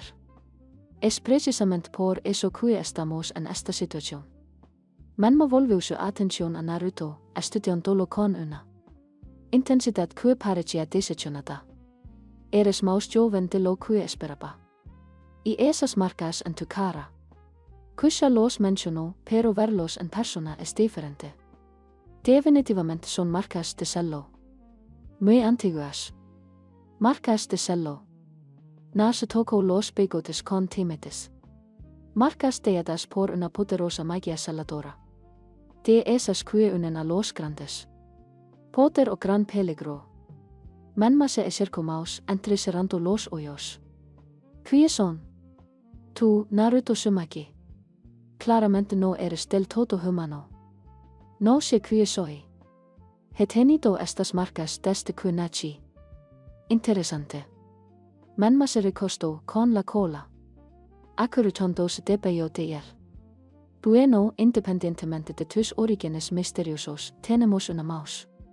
Asunto urgente que discutir. Kusha, nuestro padre sabe de tu relación con este humano. El rostro de Kusha palideció. ¿Cuánto sabe? Suficiente. Uno de los oradores actuales detectó una resonancia mágica inusual en estas aguas. Tipo que ocurre cuando la magia se mezcla con algo más. Cuando mi padre investigó, descubrió. ¿Has estado? Me reuní con un humano en secreto durante semanas. El tono del hombre era serio, casi aburrido. No estoy contento. No me importa. Si estoy contento o no, dijo Kusha, pero su voz tembló ligeramente. Amo a Naruto. Y no voy a renunciar a él. Sí, Kusha. Has expresado tus sentimientos abundantemente. Claro, a través de tus acciones. Lato de menma por eso mi padre me envió a presentar. Tienes una opción. ¿Qué tipo de opción? La mirada de menma se dirigió a Naruto y luego a su hermana. ¿Puedes continuar? Esta relación tiene una condición. El ser humano debe demostrar su valía mediante las 3 pruebas de las probabilidades. Los hoyos de Kusha se abrieron de par en par. No en absoluto. Esas pruebas están decididas para matar. Humanos. Están decididos para ponerlos a prueba. Menma corrió. Si este chico realmente ama. Tú, si de verdad está dispuesto a sacrificarse por ti, no debería tener problema en superarlas. ¿Qué son estas pruebas? Preguntó Naruto. Mientras Kushina le agarraba el brazo en señal de advertencia, Mena sonrió. Y no era una expresión amable. Las 3 pruebas de las probabilidades son pruebas antiguas creadas después de la gran separación para determinarse un humano es digno de unirse a una igual. No se han invocado en más de 200 años porque no. El ser humano las ha intentado durante tanto tiempo. ¿En qué consisten? La primera prueba es la prueba del Corei. Debes recuperar una escama de Ryujin, el antiguo dragón marino que custodia la perla de las mares. Ryujin no se desprende de sus tesoros. Voluntariamente y su guarida está llena de los huesos de quienes intentaron robarle. Naruto tragó saliva con dificultad, pero se mantuvo su expresión firme. Y la segunda prueba, la prueba de la resistencia.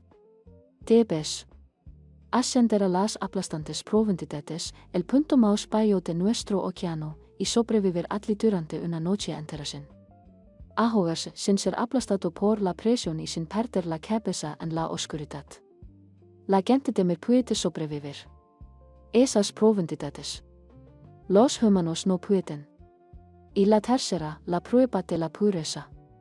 Debes presentar ante mi padre, el mismísimo rey del océano, idea que el yusco tu corazón. Se encuentra alguna. Ingo cualquier malicia oculta, cualquier motivo oculto para querer a Kushina, el océano te reclama para siempre. La cala cayó. Silencioso salvo por el suave roce de las olas contra la roca. Y si pasó las 3 pruebas, preguntó en voz baja. Entonces, ley antigua, Kushina puede elegir transformarse en un humano de forma permanente y puede casarse sin oposición de su parte. Nuestro reino. La expresión de los hombres era indescifrable. Por supuesto, la transformación es irreversible. Atla perdería su cola, sus poderes de yegua, su conexión con el océano. Atla volverse completamente mortal, capaz de ahogarse, envejecer y morir como los humanos. No, tío Kusha. Inmediatamente. Naruto, no hagas esto. Estas pruebas son un suicidio, pero son posibles, ¿verdad? Naruto miró a Menma. Los humanos los han superado antes. Técnicamente, sí. 3 humanos. En toda la historia registrada han superado las pruebas. Menma hizo una pausa. 2 de ellos aún murió poco después por las heridas sufridas durante los juicios. El tercero dudó. El tercero se convirtió en el primer emperador entre nuestros mundos. Pero eso fue hace 3000 años antes de la gran separación. Así que se puede hacer nar. No. Kusha le agarró la cara obligándolo a mirarla. No te haré que arriesgues tu vida así. Encontraremos a otro. ¿Qué otra manera? Preguntó con suavidad. Tu hermano acaba de decir que esta es la única opción. O me pongo a prueba a través de las pruebas o nunca podremos estar juntos. No realmente. Siempre estaríamos escondidos, siempre mirando por encima del hombro. No me importa. Prefiero esconderme contigo. Que perderte en el océano, pero me importa. Naruto tomó sus manos. Kusha, tú mereces algo mejor que una vida escondida. Meris tomar tus propias decisiones para estar con quien quieras en vergüenza. O miedo. Si estas pruebas nos dan esa oportunidad, tal vez te maten. O tal vez sorprenda a todos. Esposo una sonrisa temblorosa. Me he estado sorprendiendo. Gente de toda la vida. Mayor que la calle sea funcionando. Esto no tiene gracia. Las lágrimas corrían por su rostro. Podrías morir, Naruto. Podrías morir de verdad. Lo sé. Le secó las lágrimas con suaves pulgares. Pero no es eso. Mayor que morir lentamente por dentro porque no puedo estar contigo. Prefiero arriesgar un momento de valentía que vivir toda la vida. De cobardía. Menma observo este intercambio con algo que podría haber sido respeto brillando en su fría mirada. Oh Dios. Tienes espíritu humano. Te lo concedo. Pero el espíritu solo no te protegerá. Del fuego de ríen o de la presión de las profundidades aplastantes. Quizás no, pero es un empezó. Naruto se giró para mirarlo de frente. Aceptó las pruebas. Cuando empezó. Naruto, por favor. La voz de Kushina se quebró. Tengo que hacerlo. La miró. Y sus ojos estaban llenos de amor y determinación. Por nosotros, por un futuro donde no tengamos para esconderse. Menma asintió lentamente. Muy bien. Los juicios comenzaron en 3 días en él. La luna está oscura. Eso te da tiempo para prepararte. No es que la preparación te sirva de mucho. Regresaré entonces para compartir la primera prueba. Hizo una pausa. Hay reglas. Naruto Uzumaki. Una vez que las pruebas. Kusha no puede ayudarte de ninguna manera. No puede usar su magia para protegerte. No puede guiarte, no puede interferir. Si lo haces, ambos pierden y el océano. Los reclama ambos. Lo entiendo. ¿Y tú? La mirada de Mena era aguda porque el océano. No faroles, humano. Si fallas, mueres. No hay rescate. No hay segundo. Oportunidades. En el momento en que entras en las pruebas, perteneces al martechit si vives o mueres. Entonces, será mejor que no falle. Menma lo observó durante un largo rato. Entonces, algo parecido a una sonrisa se debió en su rostro. ¿Sabes qué? Yo creo que podrías gustarme, Naruto Uzumaki. Es una pena. Probablemente estarás muerto en una semana. Volvió a el agua. 3 días. Prepárense. Desapareció bajo las olas, dejando a Nari Kusha. Solo. Kusha inmediatamente agarró a Nar, sujetándolo tan fuerte que apenas podía respirar. Estaba temblando, todo su cuerpo se estremecía con sollozos silenciosos. Tú, idiota, susurró. Eres un completo idiota. ¿Por qué aceptaste esto? ¿Por qué te amo? ¿Por qué esto es única manera? La abrazo con la misma fuerza. ¿Y por qué tengo que creer que hay una? La razón por la que sobreviví a todo lo que la vida me ha lanzado. Quizás si esto. Quizás estaba destinado a enfrentar estas pruebas. Tú eres. Voy a morir. Atlas se apartó con los ojos rojos e hinchados. Vas a morir y será mi culpa por ser tan egoísta como para amarte. Oye. Le tomó la cara entre las manos. Mírame. No voy a morir. Voy a pasar estas pruebas y luego tendremos una vida juntos. Una vida real. No más escondites. No más vergüenza. Solo nosotros. No puedes prometer eso. Mírame. La beso en la frente, Meidlas sus labios. Te lo prometo, Kusha Uzumaki. Voy a sobrevivir y voy a Voy a hacerte mía oficialmente para siempre. Etlario entre lágrimas. Probablemente estés loco, pero me amas de todos modos. Lo hago. Etla lo beso. Desesperadamente, vertiendo todo su miedo, amor y esperanza en él. Te amo tanto que duele. Pasaron el resto de la tarde en la cala y Kusha le contó todo lo que sabía sobre las pruebas, sobre Rin, el antiguo dragón. Que ha guardado los tesoros del océano desde que el mundo era joven, sobre las profundidades aplastantes, donde la presión podría convertir un cuerpo humano en pulpa en segundos. Sobre su padre, el rey del océano, cuyo el juicio fue absoluto y su poder fue lo suficientemente vasto como para arrasar islas. El primer juicio trata de algo más que simplemente. Corey explicó. Rin es antiguo y sabio. No te dará solo su escala. Tendrás que demostrar que lo mereces. Él respeta la fuerza, pero valora más la sabiduría. Así que tengo que esencialmente es más astuto que un dragón. Y Naruto. Rin ha matado a cientos de guerreros, yeguas y humanos por igual. No lo subestimes. No lo haré por él. Segunda prueba. Dudo. Las profundidades aplastantes están en la parte más oscura del océano, donde no lea la luz.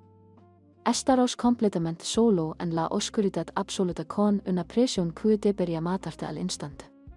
La única forma de sobrevivir es encontrar la paz interior. Aceptar la muerte tan completamente que no tenga poder sobre ti, eso suena imposible. Lo es. Imposible para la mayoría de la gente. Etla le tocó el pecho. Pero tú tienes algo que la mayoría. La gente no lo es. Ese salió en tu cara. Estoy conectado a algo poderoso. Yo. Puedes sentirlo. Si logras acceder a ese poder, podrías sobrevivir. Y la tercera prueba es simple en concepto, pero lo más difícil es practicar. Mi padre mirará dentro de tu alma. Verá cada duda, cada miedo, cada pensamiento egoísta que hayas tenido. Si encuentra algo que considere indigno, cualquier indicio de que podrías herirlo. Si no me usas, o si tu amor es algo menos que absoluto, te matará donde estés. Naruto absorbido. Esto, el peso de lo que había acordado, asentándose sobre sus hombros como piedras. 3 pruebas, cada una decidida para matarlo. 3 oportunidades para demostrar su valía o morir en el intento. En así lo voy a hacer, tío. Tío en voz baja. Lo sé. Kusha apoyó la cabeza en su hombro. Eso es lo que me aterrorizas. Eres lo suficientemente estúpido, lo suficientemente valiente, lo suficientemente terco para intentarlo de verdad. Se quedaron en silencio un rato. Y entonces Kushina volvió a hablar. Su voz era débil. Y si te pidiera que no lo hicieras. ¿Qué? Y si te pidiera que rechazaras las pruebas. ¿Que simplemente te escaparás conmigo? En cambio, podríamos encontrar un lugar lejos de aquí, donde ni tu gente ni la mía nos encontrarían. Podríamos tener una vida, solo que una vida diferente. Naruto lo consideró. Era tentador. La idea de escapar de todo esto, de simplemente estar con Kusha sin pruebas ni juicios ni leyes antiguas. Pero siempre correr, tío, siempre escondido. Y eventualmente nos encontrarían. Tu padre. Mi pueblo, alguien.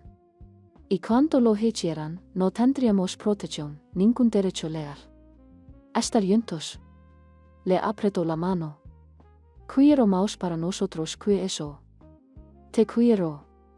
Poder mantener la cabeza en alto, estar orgulloso de haberme elegido. Las pruebas nos dan esa oportunidad. Incluso si te matan, incluso. Entonces, porque al menos lo habré intentado. Al menos habré luchado por algo que importa. Kusha se quedó callada un buen rato. Tiempo. Cuando finalmente hablo, su voz estaba cargada de emoción. ¿Sabes qué? Y lo peor. Ni siquiera puedo enollarme contigo por esto porque es exactamente lo que yo haría en tu lugar. Somos lo mismo, tú y yo. Demasiado testarda para saber cuánto rendirse. Es una de tus cualidades más atractivas. Aclaró. A pesar de sus lágrimas. Ambos somos idiotas. La mayor clase de idiotas. Como la noche. Provenzado, Kusha comenzó a cantar. No una canción de cuna esta vez, sino algo más antiguo. Más triste. Una canción sobre guerreros que van a la batalla, sobre amantes separados por el deber y el destino, sobre el core que se necesita para enfrentar probabilidades imposibles. Naruto la abrazó y la escuchó, memorizando cada nota. Esta canción, este momento. Su voz, estas eran las cosas a las que se aferraría en las pruebas que se avecinaban. Cuando la oscuridad amenazara con devorarlo. Cuando los dragones escupían fuego, cuando el juicio del rey del océano oprimía como el peso del mar mismo, y él. Recuerda esto. Recuérdala. Recuerda por qué estaba peleando y él. Sobrevivir. Tenía que hacerlo porque Kusha valía cualquier prueba, cualquier peligro. El océano podía lanzarle. Atla lo valía todo. Los siguientes 3 días transcurrieron en un torbellino de preparativos y miedo.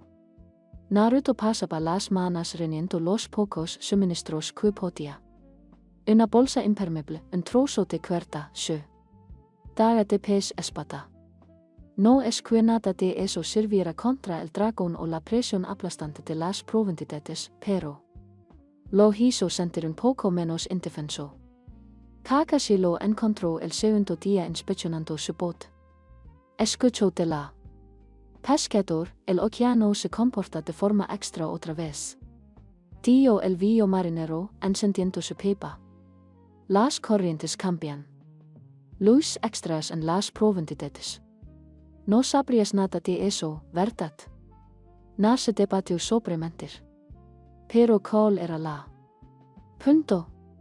Estoy a punto de pasar por algunas pruebas. Pruebas oceánicas para Kusha. El único de Kakashi. Hoyos abiertos. El chico sirena. ¿En qué te has metido? Algo que podría matarme o podría darnos una oportunidad de un futuro real. Naruto sostuvo su mirada. Yo la amo, Kakashi. De verdad la amo. Y si existe la más mínima posibilidad de que podamos estar juntos como Dios manda, tengo que tómalo. El viejo marinero se quedó callado un buen rato fumando su pipa. Entonces suspiró. Eres un maldito idiota, Naruto Uzumaki. Pero eres un maldito idiota valiente. Metió la mano en su abrigo y sacó una pequeña brújula desgastada. Esta pertenece a mi padre. Siempre apunta a casa, no importa lo perdido que estés. Tómalo. Tal vez te ayudará a encontrar el camino de regreso. Naruto tomó la brújula con manos temblorosas. Fue el primer regalo real que alguien recibió. Del pueblo le había dado alguna vez. Gracias. No me agradezcas todavía. Gracias. Si sobrevives. Kakashi le agarró el hombro. Buena suerte, chico. Del eso. Infierno de dragones. Kusha pasaba todas las tardes con Nar, ensayando técnicas para contener la respiración y mantener la calma. Bajo presión por encontrar su centro cuando el pánico amenazaba. No pudo ayudarlo directamente en los juicios, pero podría prepararlo lo mejor posible. Recuerda, dio la última noche antes de los juicios, ríen respeta. Honestidad ante todo. No intentes engañarlo ni robarle. Sé directo. Sé respetuoso y sincero. Es tu mayor oportunidad. Y si ser honesto no es suficiente, Entonces al menos morirás con tu integridad intacta. Intento sonreír, pero le salió mal, lo siento. Eso no ayuda. De hecho, sí. När la otra yo hacía así. Preferiría morir. Honesto que vivir como mentiroso. Hicieron el amor esa noche por primera vez. Kushine usó su magia para transformar su cola en patas. Una transformación que la dio yendo y temblando de dolor. Pero ella insistió. Queriendo estar con él plenamente antes de que comenzaran las pruebas. Por si no vuelves, susurró contra su piel. Si esto es todo lo que conseguimos, volveré, prometió Naruto. Lo juró. Después quedaron enredados sobre las rocas y sus patas temporales y comenzaban a transformarse en cola. Trazó las marcas de bigotes en su rostro, memorizando cada detalle. Estas marcas dio en voz baja. Finalmente. Recordé donde los ve antes. En los archivos más antiguos, en los textos sobre la gran separación, había un guerrero. Mitad humano y mitad bestia. Que lucharon por unir ambos mundos. Tenía marcas como estos. ¿Qué le pasó? Los registros no lo dicen. Simplemente lo llaman el puente. Caminant, el que podía moverse entre mundos que otros no podían. Ella lo miró fijamente. Creo que eso es lo que eres, Naruto. Creo que también estabas destinado a unir mundos. Nuestros mundos. No. Presión entonces. Intento bromear. Lo digo en serio. Eres especial. No por estas pruebas. No por mí. Siempre has sido especial. El mundo simplemente aún no se ha dado cuenta. No siento que las lágrimas le picaban en los ojos. No me siento especial. ¿Sientes miedo? Bien. Eso significa que entiendes lo peligroso que es esto. Atla. Lo besé suavemente. Pero lo harás de todos modos porque también eres increíblemente testarda. No te metas con nadie. Atla sonrió. Y por un momento todo se sintió normal, como si fueran solo dos personas enamoradas sin pruebas por delante, sin leyes antiguas, sin probabilidades imposibles. Pero el momento no podía durar para siempre. Al acercarse el amanecer, Menma emergió del agua con una expresión indescifrable. Es hora, tío, simplemente. La luna oscura está sobre nosotros. Naruto Uzumaki, ¿estás listo para enfrentar las 3 pruebas de las probabilidades? Naruto se puso de pie, con las piernas temblorosas, pero con voz firme. Lo soy. Entonces de tú. Despedidas. Una vez que veamos, no volverás a ver la superficie hasta que terminen las pruebas. De una forma u otra, Kushina lo abrazó con tanta fuerza que le dolía. Vuelve conmigo, tío. Susurró con fiereza. Prométeme que volverás. Lo prometo. La besó en la última vez, tratando de volcar todo su amor, toda su determinación, toda su esperanza en eso. Te amo, Kusha Uzumaki. Esperam siempre. Menma se aclaró la garganta. Nosotros. Necesito ir. El dragón no espera a nadie. Nar se obligó a soltar a Kusha para paso hacia el agua donde Mena esperaba. El tritón le ofreció un objeto extra, un amuleto esférico hecho de algas teídas y conchas que brilla con una suave luz azul. Esto te permitirá respirar bajo el agua y soportar la presión durante el descenso.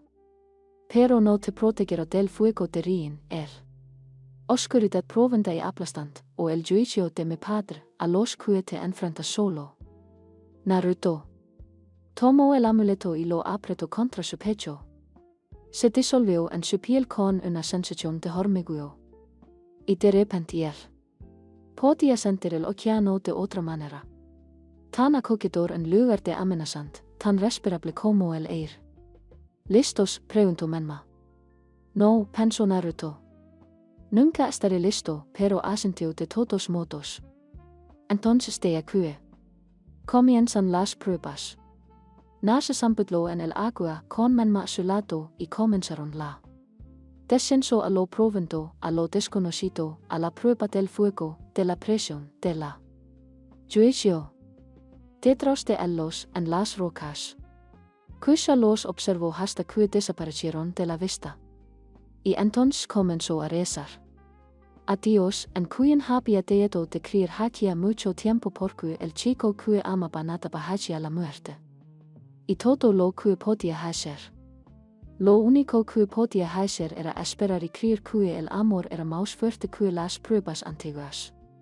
Ese amor era más fuerte que cualquier cosa. Incluso el océano mismo. Al principio, el agua le resultaba familiar.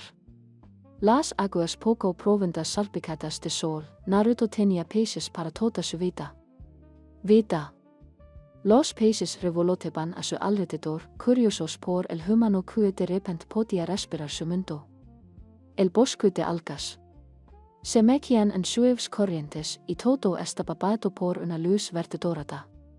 Luego descendieron más profundamente y la luz comenzó a desvanecerse. Men la nado con facilidad, su poderosa cola los impulsó hacia abajo sin apenas movimiento. Esfuerzo. Nar tuvo que trabajar más duro, patendo sus piernas en el entorno desconocido.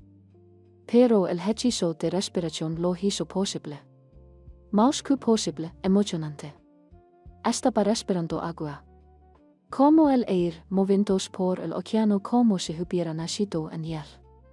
Tu cuerpo se adapta rápido, observó Menma, mirando hacia atrás. La mayoría de los humanos entran en pánico a esta profundidad. La presión por sí sola debería incomodarte. Nar no se sentía incómodo. En todo caso, se sentía más vivo que nunca en tierra. El agua le dio la bienvenida, le abrazó, le cantó con voces que casi podía entender. Las marcas en tu corazón. Brillando Mena. ¿Sabías eso? Naruto se tocó las cicatrices de sus bigotes y sintió calor bajo los dedos. ¿Qué significa eso? No lo sé, pero no es normal. La expresión de los hombres era ileíble. No eres normal, Naruto Uzumaki. La pregunta es, ¿qué eres? Vallaron un mouse, pasando la zona crepuscular, donde la luz del sol se extinguió por completo. Aquí, la única luz provenía de criaturas bioluminescentes. Medusas que pulsaban con un azul eléctrico. Peces que brillaban como estrellas. Anguilas cuyos dientes se mostraban en la oscuridad. Era hermoso, extra y ligeramente aterrador. Nos acercamos al dragón. Territorio, dio Menma, con un tono de cautela en su voz. Desde aquí. No puedo acompañarte. La primera prueba debe afrontarse en solitario. Descendieron a un enorme acantilado submarino. Cayendo en un abismo tan profundo que Naruto no podía ver el fondo. El agua aquí se sentía diferente, más pesada, más vía, cargada. Con poder ancestral. La guarida de Rien estaba en el fondo de esta trinchera, explicó Mena. La perla de las mares que custodia. Es el corazón del poder del océano. Una escama de su piel es prueba de que lo enfrentaste, sobreviviste o obtuviste su respeto. ¿Cómo lo encontró? Tú no y él te encuentra. La mirada de Menma era seria. Recuerda lo que te dio Kusha. Honestidad y respeto. Rien es ancestral. Medita. Y él era vio cuando el mundo era joven. No le mientas. No intentes robarle. Y hagas lo que hagas, no muestres miedo. Esto último podría ser difícil. El miedo es natural. De que el miedo de control es lo que mata a los humanos. Menma metió la mano en una bolsa que llevaba en la cintura y sacó un pequeño frasco de líquido luminescente. Esto iluminará tú. Por un tiempo. Úsalo sabiamente.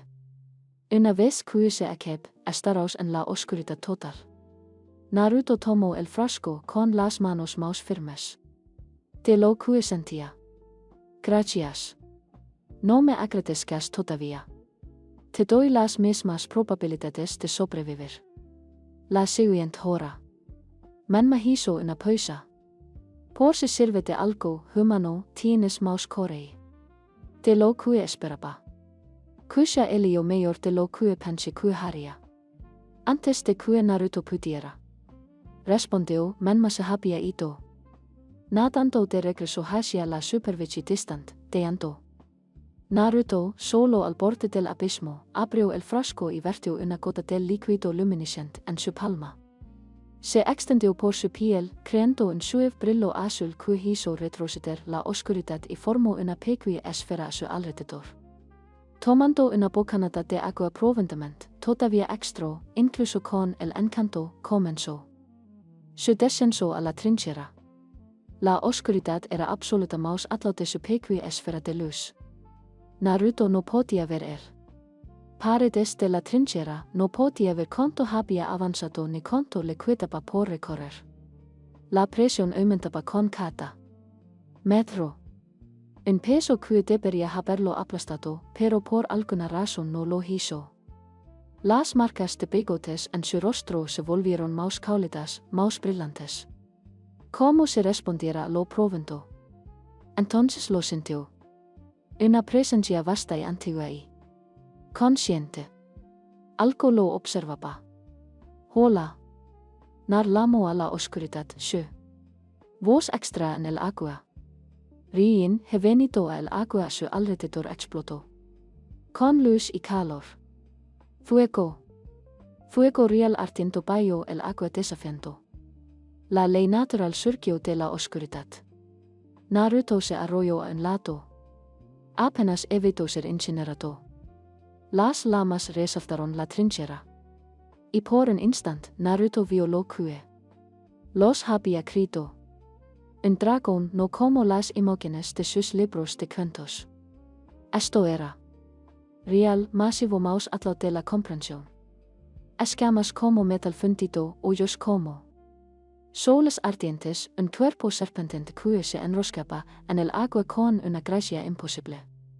Cada escama era del tamaño de todo el cuerpo de Naruto brillaba con todos los colores del océano, verde, azul, plátido y oro. Un humano, la voz del dragón retumbó, sacudiendo el agua misma. En mi territorio, buscando mi tesoro, las llamas murieron, hundiendo la trinchera. De vuelta a la oscuridad, salvo por la pequeña luz de Naruto. Pero podía sentir al dragón dando vueltas. Podía sentir que una presencia enorme girando a su alrededor como un tiburón. No busco tesoros, logró Naruto con voz temblorosa, pero claro, busco una prueba. Todos los humanos buscan un tesoro. La voz del dragón. Estaban en todas partes y en ninguna. Vienen con palabras bonitas y súplicas desesperadas. Prometen respeto, ofrecen tributos, lloran y luego intentan robarme lo que es mío. Otra ráfaga de fuego se acerca. Esta vez. El calor era intenso, pero, una vez más, no quemó a Naruto como debería. Las marcas de bigotes en su rostro se iluminó, creando un escudo de energía azul y blanca que desvió las llamas. Interesante. Rien retumbó. Tú. Levan la marca de la bestia. No he visto esa marca en 3000 años.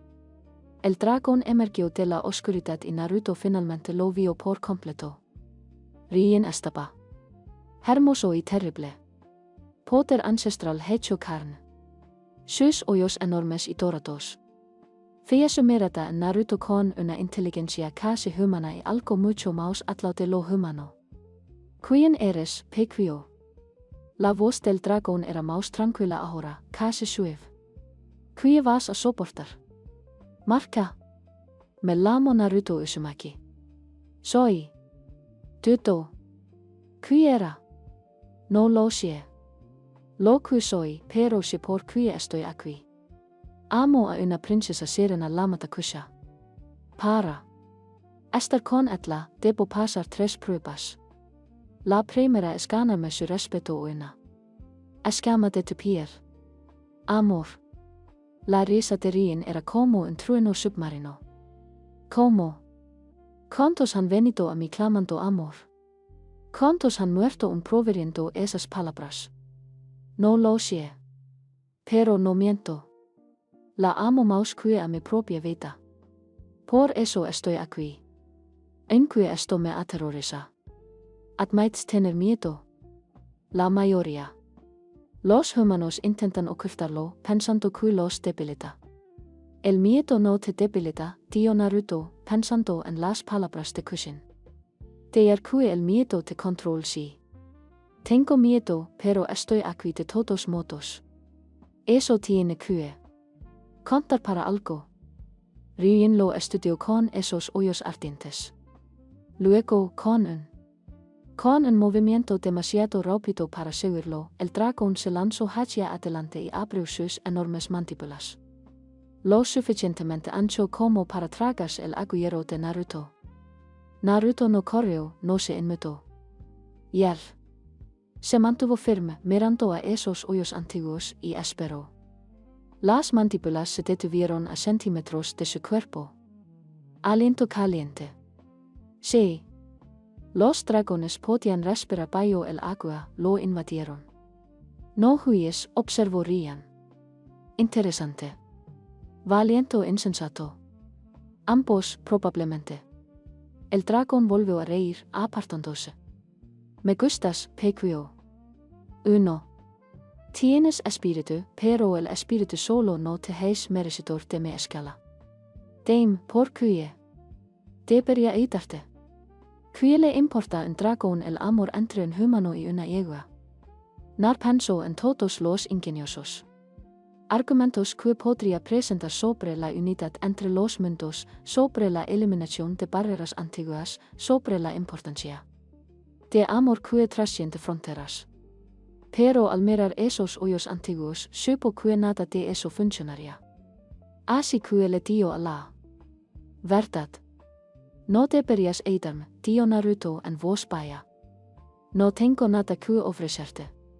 No soy nadie, un huérfano, un paria. Un chico con marcas extras que no pertenece a ningún lugar. No puedo prometerte riquezas ni poder ni nada que no quieras. Ya lo tengo. Lo único que puedo ofrecer es mi verdad. ¿Y cuál es tu verdad? Que yo amo a Kusha más que a nada en este mundo ni en ningún otro. Que etla es la primera persona que me vio, que realmente me vio. Y no se dio la vuelta. Que me hace querer ser mayor, más valiente, más fuerte de lo que soy. La voz de Naruto se quebró. Y eso. Preferiría morir intentando ser digno de etla que vive sin etla. El silencio llenó la trinchera. Rien lo miró fijamente. Sin pestañear durante lo que parecieron horas. Entonces el dragón habló, su voz suave y triste. Hace 3000 años tuve una compañera. Era la belleza misma, la sabiduría encarnada. La luz de mi existencia. Estuvimos siglos juntos antes de la gran separación. Cuando se levantaron las barreras. Etla estaba al otro lado, en los profundos respiraderos de magma, donde no podía seguirla. La vio morir desde lejos, sin poder alcanzarla, sin poder despedirse. Los ojos del dragón se oscurecieron con un dolor ancestral. Guardo esta perla, este tesoro. Pero ¿de qué sirve un tesoro cuando has perdido todo lo que importaba? ¿De qué sirve? Inmortalidad cuando quien amas se ha ido para siempre. Lo siento, susurró Naruto. No lo sientas. Fue hace mucho tiempo y el dolor se apaga con el tiempo, incluso para los dragones. Rien bajó su enorme cabeza hasta que una vez estuve a la altura de Nar. Pero me enso algo. Me enso que el amor, el verdadero. El amor es el tesoro más raro que existe. Más raro que cualquier perla, cualquier joya, cualquier artefacto mágico. Entonces tú Entiendo por qué tengo que intentarlo. Lo hago. Rian suspiró. Y el hago ontulo. Con su fuerza. Por eso te voy a ayudar. Naruto Uzumaki. No. Porque has demostrado que eres digno. No lo has hecho. Todavía no, pero porque recuerdo lo que es ser giovani. Enamorado y dispuesto a luchar contra el mundo entero por Edlo. El dragón se giró, enroscando su enorme cuerpo. Cuando se giró, en la espalda sostenía algo entre sus garras. Una escama. Pero no cualquier escama. Esta brillaba con luz interior, reluciendo con todos los colores del océano. Esta es una escala desde justo encima de mi corazón. Leva mi protección, mi bendición y un fragmento de mi poder. Protegerò. Te protegeré del todo una vez, solo una vez. Así que úsalo sabiamente, y es prueba de que tienes me. Respeto. Nar tomo la balanza con manos temblorosas. Estaba caliente y simpapa. Con energía sorprendentemente ligero para algo que debería haber pesado toneladas. Gracias, susurró. Muchas gracias. Mucho. No me agradezcas todavía. Aún tienes 2 pruebas por delante, y son peores que enfrentarme a mí. Los ojos de Rian estaban. Serio. Las probabilidades aplastantes pondrán a prueba tu espíritu de maneras que yo no puedo. Y él, rey del océano, hizo una pausa. El padre de Kusha no es cruel, pero es inflexible. Y él no aceptó nada menos que la pureza absoluta de corazón. Lo sé. ¿Y tú? ¿Por qué? Los humanos son criaturas complejas. Naruto Uzumaki. Todos tienen oscuridad en su interior. Tú das miedos, deseos egoístas. El rey del océano lo verá todo. Cada pensamientos feos, cada momento de debilidad. Si hay alguna parte de ti que desea acusar por las razones equivocadas, por su poder, su belleza, su estatus, él lo sabrá. Y te matará por etlo. Naruto tragó saliva con dificultad. Y si no conozco lo suficiente mi propio corazón. Y si hay algo dentro de mí que no he visto, entonces morirás. Rian lo dijo con naturalidad. Pero no creo que sucederá. He mirado tus ojos pequeños. No veo engaño en ellos. Solo amor y una obstinada negativa rendición. Será suficiente. Lo descubrimos. El dragón empezó a adentrarse en la fosa. Ven, te llevaré a las profundidades devastadoras. Considéralo mi regalo. La mayoría de quienes intentan las pruebas tienen que encontrarlas ellos mismos, y muchos mueren en la búsqueda. Naruto siguió al dragón hacia abajo. Abajo al abismo. La presión aumentaba con cada metro e incluso con el hechizo de respiración, Naruto sintió que lo presionaba. Sus oídos se destaparon, su pecho le dolió, sus huesos se sintieron como si podría romperse. Y entonces lo alcanzaron las aplastantes profundidades. Era un lugar más allá de la oscuridad, más allá de la presión, más allá. Todo lo que Naruto había imaginado. El agua aquí era tan pesada que se sentía sólida. Tan oscuro que la luz misma no pudo sobrevivir.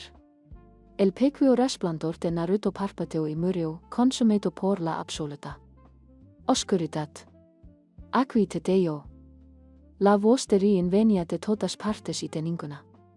Debes sobrevivir aquí hasta que la luna volverá a salir a la superficie aproximadamente en 12 horas, según tus cálculos. La presión intentará aplastarte. La oscuridad intentará quebrar tu mente y el silencio, el dragón hizo una pausa. El silencio intentará robarte el alma.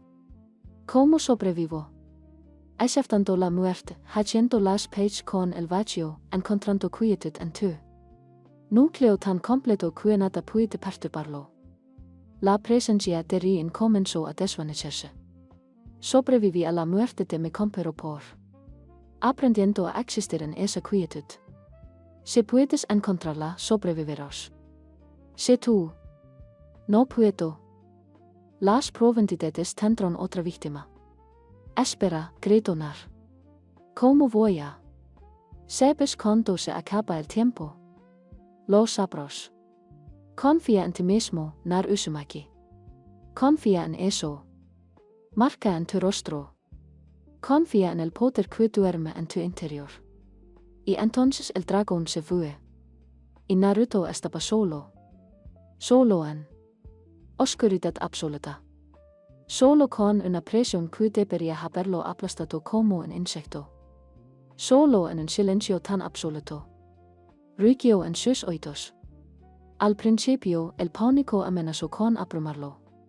Todos sus instintos le gritaban que nada hacia arriba a huir, escapar de este lugar imposible. Sus pulmones aunque respiraba agua sentía que no podían expandirse. Su corazón se aceleraba, golpeando contra sus costillas como un pájaro atrapado. Y él. Oscuridad la oscuridad estaba viva. Se aferraba a sus ojos, a su piel, a su mente. No podía ver sus propias manos frente a su cara. No podía ver nada. En absoluto. Fue como si lo borraran de la existencia. Naruto intentó contar los segundos para seguir el tiempo, pero casi perdió la cuenta. Inmediatamente. Fueron minutos o horas. No había forma de saberlo. La presión aumentó. ¿O no? Quizás fue solo su imaginación. Quizás ya estaba. Estaba muriendo y no lo sabía. Sus pensamientos comenzaron a dar vueltas. ¿Por qué estaba haciendo esto? Por una chica que conocía desde hacía semanas. ¿Valía la pena morir por ella? Tal vez todos estaban. Cierto. Quizás estaba maldito, roto, fundamentalmente equivocado. Quizás no. Merecen amor. Tal vez no. Naruto habló en voz alta, su voz se ahogó al instante. La oscuridad. No voy a hacer esto. No voy a dejar que las probabilidades ganen. Y él. Pensé en Kusha. Su sonrisa, su risa, la forma en que lo miraba como si él importaba. La forma en que lo eligió a pesar de todo, a pesar de todos los que él creía. De las palabras de Rin sobre encontrar la quietud en el núcleo sobre aceptar. Muerte. Y si la muerte no fuera algo contra lo que luchar. Y si fuera solo una parte del ciclo. Vida, muerte, vida otra vez. El océano mismo lo demostró. Todo lo que murió en el mar alimentó algo más. Nada se perdió realmente. Todo se transformó. Naruto dejó de luchar contra la presión, dejó de luchar contra la oscuridad, dejó de luchar contra cualquier cosa. En absoluto. Se dejó flotar en el vacío, ni arriba ni abajo. Las direcciones no tenían sentido aquí. Dejó que su respiración. Lentamente su corazón latía con firmeza. Soltó el miedo, el pánico, la desesperada necesidad de sobrevivir. Si muriera aquí, al menos sería en busca del amor. Al menos su vida habría tenido sentido, sin embargo. Breve. Y en ese momento de aceptación, algo cambió. Las marcas de bigot en su rostro comenzaron a brillar de nuevo, más intensamente que antes. Pero la luz no hizo retroceder la oscuridad. Se convirtió en parte de ella. La energía azul y blanca se arremolinaba alrededor de Naruto, mezclándose con la oscuridad, creando algo nuevo. Ni luz ni oscuridad, sino ambos se equilibran. Na sintió que algo despertaba en su interior. No era el hechizo de respiración. Algo más profundo, más antiguo, más fundamental. Fue como una puerta que se abría en su mente. Y a través de esa puerta. Poder vertido, crudo, primario, vasto poder que siempre había estado allí, durmiendo. Esperando. El cello en su rostro porque eso era lo que eran las marcas de los bigotes, nar lo entendió ahora, había estado sosteniendo esto. Poder de vuelta, proteíndolo de atlo. Pero aquí abajo, en las profundidades donde la supervivencia requirió acceder todo lo que tenía, el cello se afluyó un poco, lo suficiente. La energía inundó el cuerpo de Naruto, y de repente la presión dejó de doler. La oscuridad ya no lo aterrorizaba. Y él podía sentir el agua a su alrededor, sentir la corriente sonreír, oír el latido del océano mismo y oyó algo más. Una voz profunda y retumbante, definitivamente no humana. Finalmente, Dio, por fin me reconoce, Kate. Los ojos de Naruto se abrieron de golpe. O tal vez habían estado abiertos todo el tiempo, pero solo ahora podía ver. Y lo que vio le dio sin aliento. Allí, en la oscuridad de su mente, había una yola enorme, hecha de barrotes brillantes que parecían celos de papel atados. Y dentro de la yola había un zorro, no un zorro normal. Esta criatura era enorme con 9 colas que se arremolinaban como lamas detrás de él. Sus ojos eran rojos como la sangre, antiguos como el tiempo. ¿Qué eres? Naruto susurró en su mente. Soy el zorro de 9 colas, dijo la criatura. Su voz era un grito y un ronroneo a la vez. Soy el demonio celado dentro de ti el día que naciste. Soy la razón de esas marcas en tu cara. Soy el poder que te ha mantenido vivo todos estos años. Incluso cuando no sabías que existía una demonio que explica tanto. Los altinos lo llamaban maldito. La forma. La gente le temía. El extra poder que siempre había sentido bullendo bajo su piel. Importa lo que soy. El zorro se acercó a los barrotes de su yola. Lo que importa es que necesitas mi ayuda para sobrevivir en este lugar. Y te necesito con vida. Si alguna vez voy a ser libre. ¿Por qué confiaría en un demonio? ¿Por qué estamos atrapados juntos, gatito? Tu muerte es mi muerte. Al menos por ahora. Y porque la expresión del zorro cambió a algo casi me divierte. Me gusta esa serenidad tuya. Tiene espíritu. Fuego. Me recuerda de mi compañera antes de que los humanos la mataran y me encerraran. Lo siento. Estos. Tú. El zorro lo observó. Eres humano, mi enemigo.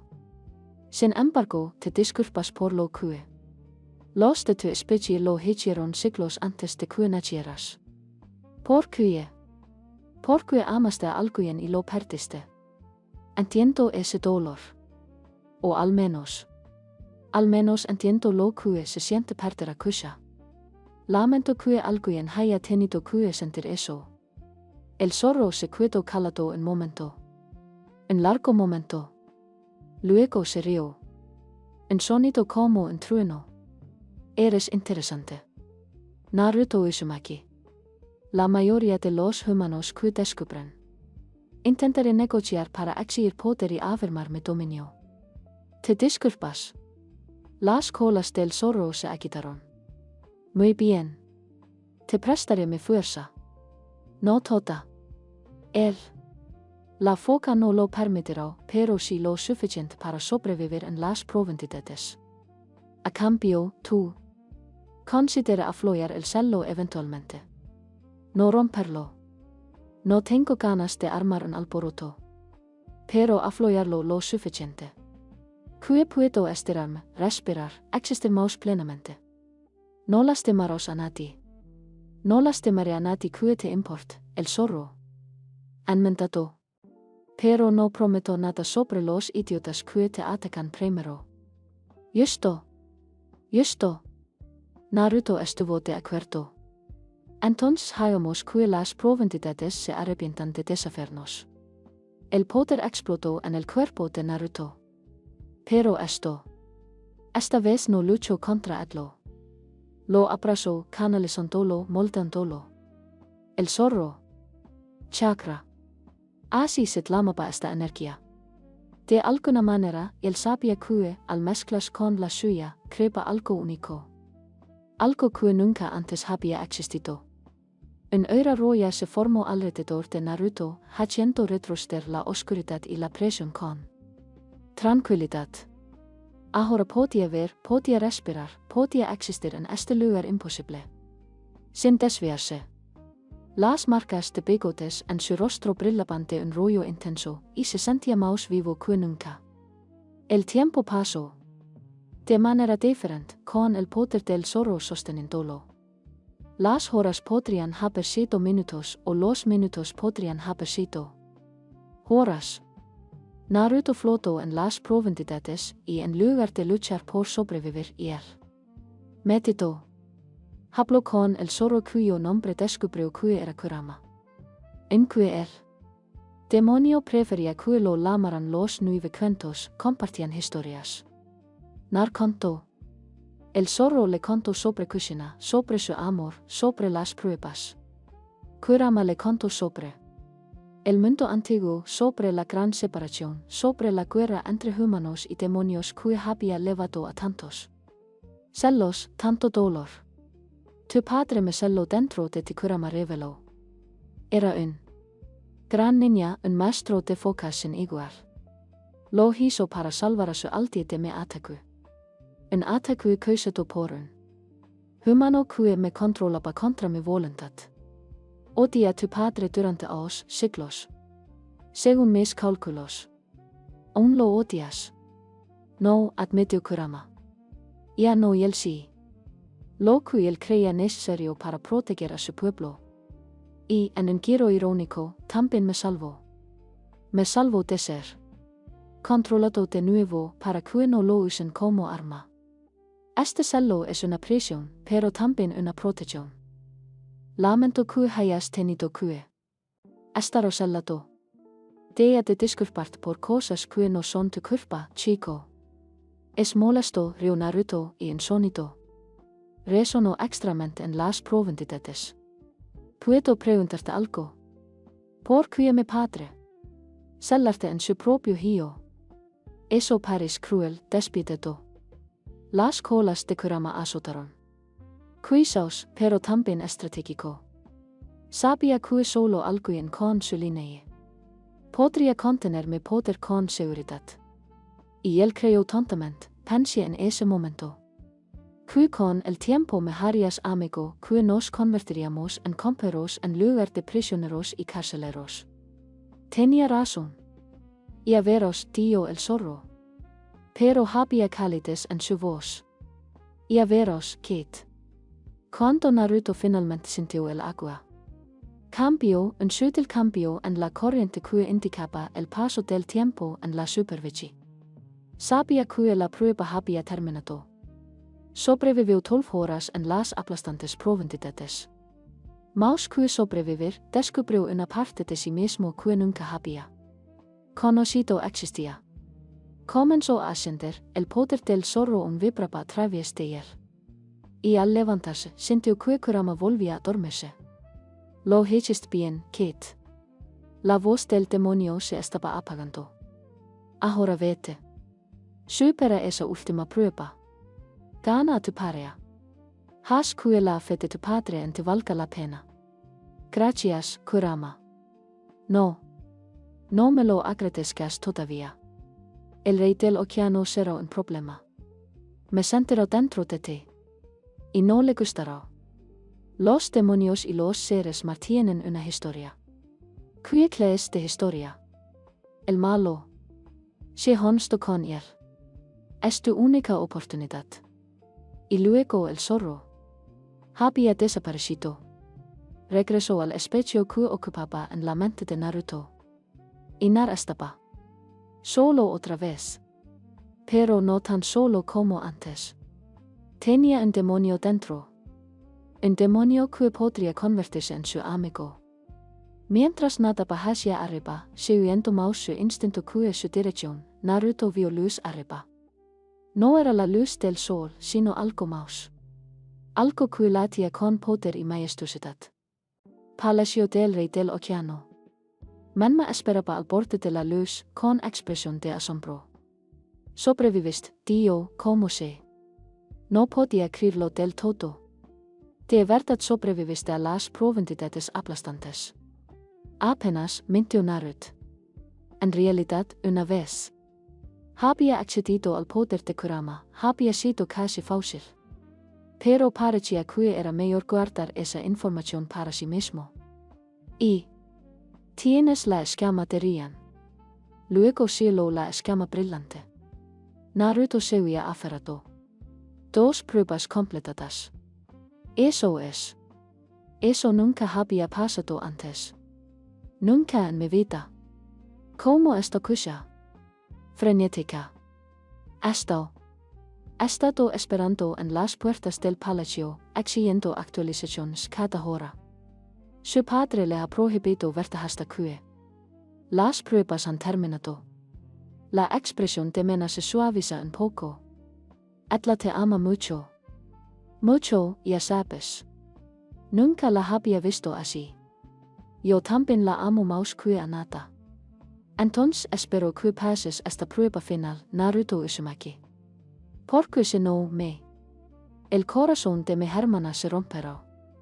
Menma hizo un gesto hacia el palacio. Ven. El rey del océano los espera. Y no es conocido por su paciencia. Nadaron hacia él. Luz hacia el palacio que se alzaba del fondo del océano como un suyo hecho realidad. Perlas y corales, jardines bioluminescentes. Torres que ascendían en espiral hacia la superficie distante. Era hermoso y aterrador, la semilla de un poder ancestral. Y en algún lugar dentro, el rey del océano esperaba para juzgar el corazón de Naruto. Una prueba más, y luego se sobrevivió, cosa sería suya para siempre. Naruto tocó las marcas de bigotes en su rostro, sintió el calor de Kurama. Presencia dormida y nado hacia el destino. Lo que viniera después lo afrontaría. Por amor, por Kusha, por un futuro donde 2 personas imposibles finalmente podrían estar juntas. La prueba final aguardaba y Naruto Uzumaki estaba listo. El Palacio del Rey del Océano era un monumento a la eternidad. Cada superficie brillaba con náucar, cada pasillo latía con vida bioluminescente. Jardines de belleza imposible florecían en las profundidades. Flores hechas de luz viva. Árboles de coral que cantaban en armonía con las corrientes. Los peces nadaban en bancos que formaban patrones elaborados. Sus movimientos coreografiados por siglos de tradición. Pero Naruto apenas notó nada. Su atención estaba centrada en él. Puertas enormes al frente, taladas en una sola pieza de hueso de ballena antiguo, adornadas con escenas de la gran separación. El juicio final esperaba tras esas puertas. Y Kusha, no está dentro de la sala del trono, Dio mena como se leera su pensamientos. Padre no la dejaron asistir a tu juicio. Demasiado conflicto de interés. ¿Dónde está? En sus aposentos, bajo vigilancia. No se lo está tomando bien. La expresión de mente era sombría. Intentó escaparse 3 veces ayer. Los guardias finalmente tuvieron que atarla con cadenas de supresión, las que limitan mi magia. Las manos de Naruto se apretaron en pues la encadenaste. Iba a lastimarse tratando de leer a ti, Dio menma en voz baja. O lastimar a la guardias. O ambos. Las cadenas son para su protección tanto como para la nuestra. Y él hizo una pausa. Lleva 2 días seguidos gritando que si mueres, le declarará la guerra a nuestro padre. Nunca la he visto así. Siempre ha sido feroz, pero esto es diferente. No debería. Tiene que sufrir por mi culpa. Ella sufre porque te ama. Hay una diferencia. Menma se detuvo antes de grandes puertas. ¿Estás listo? No, pensó Naruto. Nunca estaré listo. Pero ayer. Asenteo. Las puertas se abrieron sin que nadie las tocara, girando de par en par sobre bisagras silenciosas. Maus Atlau se encontraba la sala del trono, una enorme cámara que parecía extenderse hasta el infinito. El techo era tan alto que desaparecía en la oscuridad y el suelo era coral pulido que lo revelaba todo como un espejo. Filas de nobles más se alineaban en las paredes observando con ojos fríos y hostiles. Y en el otro extremo, en un trono de perlas vivas, estaba sentado el rey del océano. Era enorme, fácilmente 3 veces el tamaño de Mima, con una cola de un azul medianoche provento salpicado de escamas que parecían estrellas. Su torso era humanoid, pero poderoso, con músculos como acero enrolado bajo una piel pálida, marcada con intrincados tatuajes que parecían moverse. Su cabello era blanco platido y ondeba a su alrededor como un hombre. Y sus ojos eran el océano mismo, provento y insondables y ancestrales Maus Atlau de toda medida. Inmovilizaron a Naruto con su peso. Y de repente comprendió lo que significaba ser juzgado por el mar Uzumaki. La voz del rey del océano era gentil, mucho más gentil de lo que Naruto esperaba, pero contaba con una autoridad absoluta. Has superado 2 de los 3 pruebas. Te has ganado el respeto de Rien y has sobrevivido a muertes aplastantes. Estos son logros dignos de en señal de reconocimiento. Naruto hizo una reverencia. No sabía qué más hacer. Gracias, su majestad. Pero estas pruebas eran simplemente pruebas de cuerpo y core. Esta prueba final pone a prueba algo mucho más importante, la pureza de tu corazón. Tus intenciones hacia Mejía. El rey del océano se inclinó hacia adelante. Antes de que pase, yo escucharé tu historia. ¿Por qué amas a Kusha? ¿Qué es lo que realmente? ¿Qué quería de Atla? Todas las miradas en la sala del trono estaban puestas en Nar. Sintió su hostilidad, su escepticismo, su certeza de que fracasaría. Un humano que busca reclamar a una princesa del mar. Absurdo. Imposible. Incorrecto. No respiro hondo y dio la verdad. Amo a Kusha. Porque Atla es la primera persona que me vio. Realmente me vio. No la maldita. Huérfana. No la niña demonio, solo yo. Es feroz, amable, testaruda y hermosa. Me hacéis reír. Me hacéis querer ser mayor de lo que soy. Cuando estoy con Atla, siento que pertenezco a algún lugar por primera vez en mi vida. Eso es lo que te da el rey del océano. Observo. ¿Qué le das a cambio? No lo sé, admitió Naruto. Probablemente no sea suficiente. Atla es una princesa poderosa y asombrosa, y yo no soy nadie. Pero le doy todo lo que tengo. Mi honestidad, mi lealtad, mi corazón. Pasaré el resto de mi vida intentando ser digno de Atla. Y si se vuelve humana por ti, se sacrifica su poder. Su inmortalidad, su conexión con el mar, la seguirás amando cuando ya no sea una princesa, cuando ya no sea especial. Atla siempre será especial para mí. Dijo Naruto con firmeza. No por su poder o su estatus, sino por quién es. El poder del cuento y la magia son solo detalles. Me encanta Kusha. Sea cual sea la forma que adopte, eso no cambiará. El rey del océano lo estudió en silencio. Luego se puso de pie, su enorme figura se desplegaba y Naruto tuvo que estirar el cuello para mantener el contacto visual. Hablas bien, dijo el rey. Pero las palabras son fáciles. Tiem ver la verdad de tu corazón. Levantó una mano y el agua alrededor de Naruto comenzó a brillar. La energía surgió a través de la sala del trono, antiguo y poderoso, y Naruto sintió presionando contra su mente, su alma buscando entrada. Cuidado, Kate, sjuserola voste kurama en sumente. Esta o punto de. Lo veo todo, incluyendo a mí, narno lucho. Se abrió. Completamente, deando que el poder del rey del océano fluyera a través de él. Dialo ver. Que el yuskue. Narno tenía nada que ocultar. Los hoyos del rey se abrieron de par en par. Levasuna.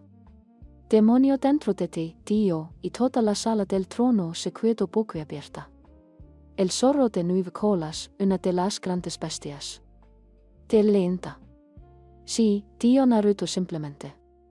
Pensabas ocultármelo. Lo hiciste. ¿Crees que no me daría cuenta? No, majestad. No lo oculté porque no lo supe hasta ayer. Cuando estaba en las profundidades aplastantes. El demonio, su nombre es Kurama, ha sido celado dentro de mí desde que nací. Mi padre lo puso allí para salvar a su pueblo. Y esperas que permita que me guía. Unirse a un recipiente de poder demoníaco.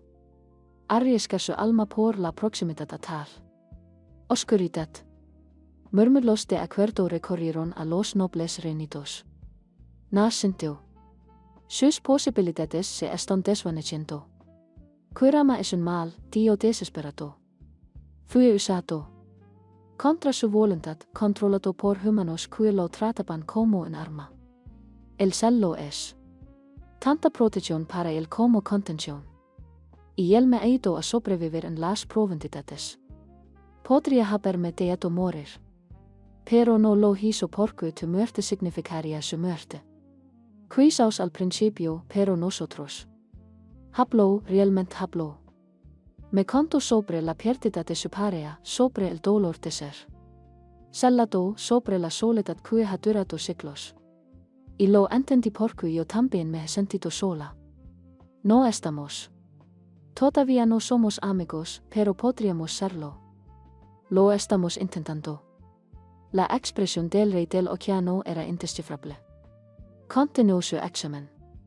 Del corazón de Naruto y Naruto lo sintió viendo todo, cada mito, cada duda, cada momento de debilidad. Vio la infancia de aislamiento de Naruto, una necesidad desesperada de pertenencia. Vio cada vez que Naruto había sido rechazado, golpeado y burlado. Y vio la de Naruto. Amor por Kusha, ardiente, puro y verdadero. No veo engaño en ti. Dio lentamente el rey del océano. Sin intenciones ocultas, sin ansias de poder ni estatus. Amas de verdad a mí por lo que es, no por lo que puede darte. La esperanza brilló en el pecho de Naruto. Pero la esperanza. Destrozado, estostado, Naruto Uzumaki. Roto por tu pasado, cargando. Trauma y dolor que nunca has aportado adecuadamente. Tienes heridas de abandono muy profundas. Y mientras tú. El amor por Kusha es genuino ahora, temo lo que sucederá cuando esas heridas resurran. Cuando la realidad de la relación se establece y reemplaza el suyo. Cuando Kusha inevitablemente te decepciona porque todas las personas se decepcionan mutuamente. Finalmente, se volverá tu corazón herido contra Atla. Nunca le haría do, Dio Naruto con voz temblorosa. No. Quizás intencionalmente. Pero las personas dadas dan a otros incluso con lo mayor. Intenciones. Lo he visto demasiadas veces. Amor que empieza puro y se vuelve envenenados por heridas sin sanar. Entonces los curaría. Naruto insistió. Trabajarían. Yo mismo. Voy a mejorar. No puede sanar en un día lo que se ha roto durante toda una vida. Entonces, ¿qué estás haciendo? ¿Qué estoy demasiado roto para merecer amor? ¿Qué por haber tenido una infancia difícil no puedo ser feliz? Digo que la voz del rey del océano era suave pero implacable.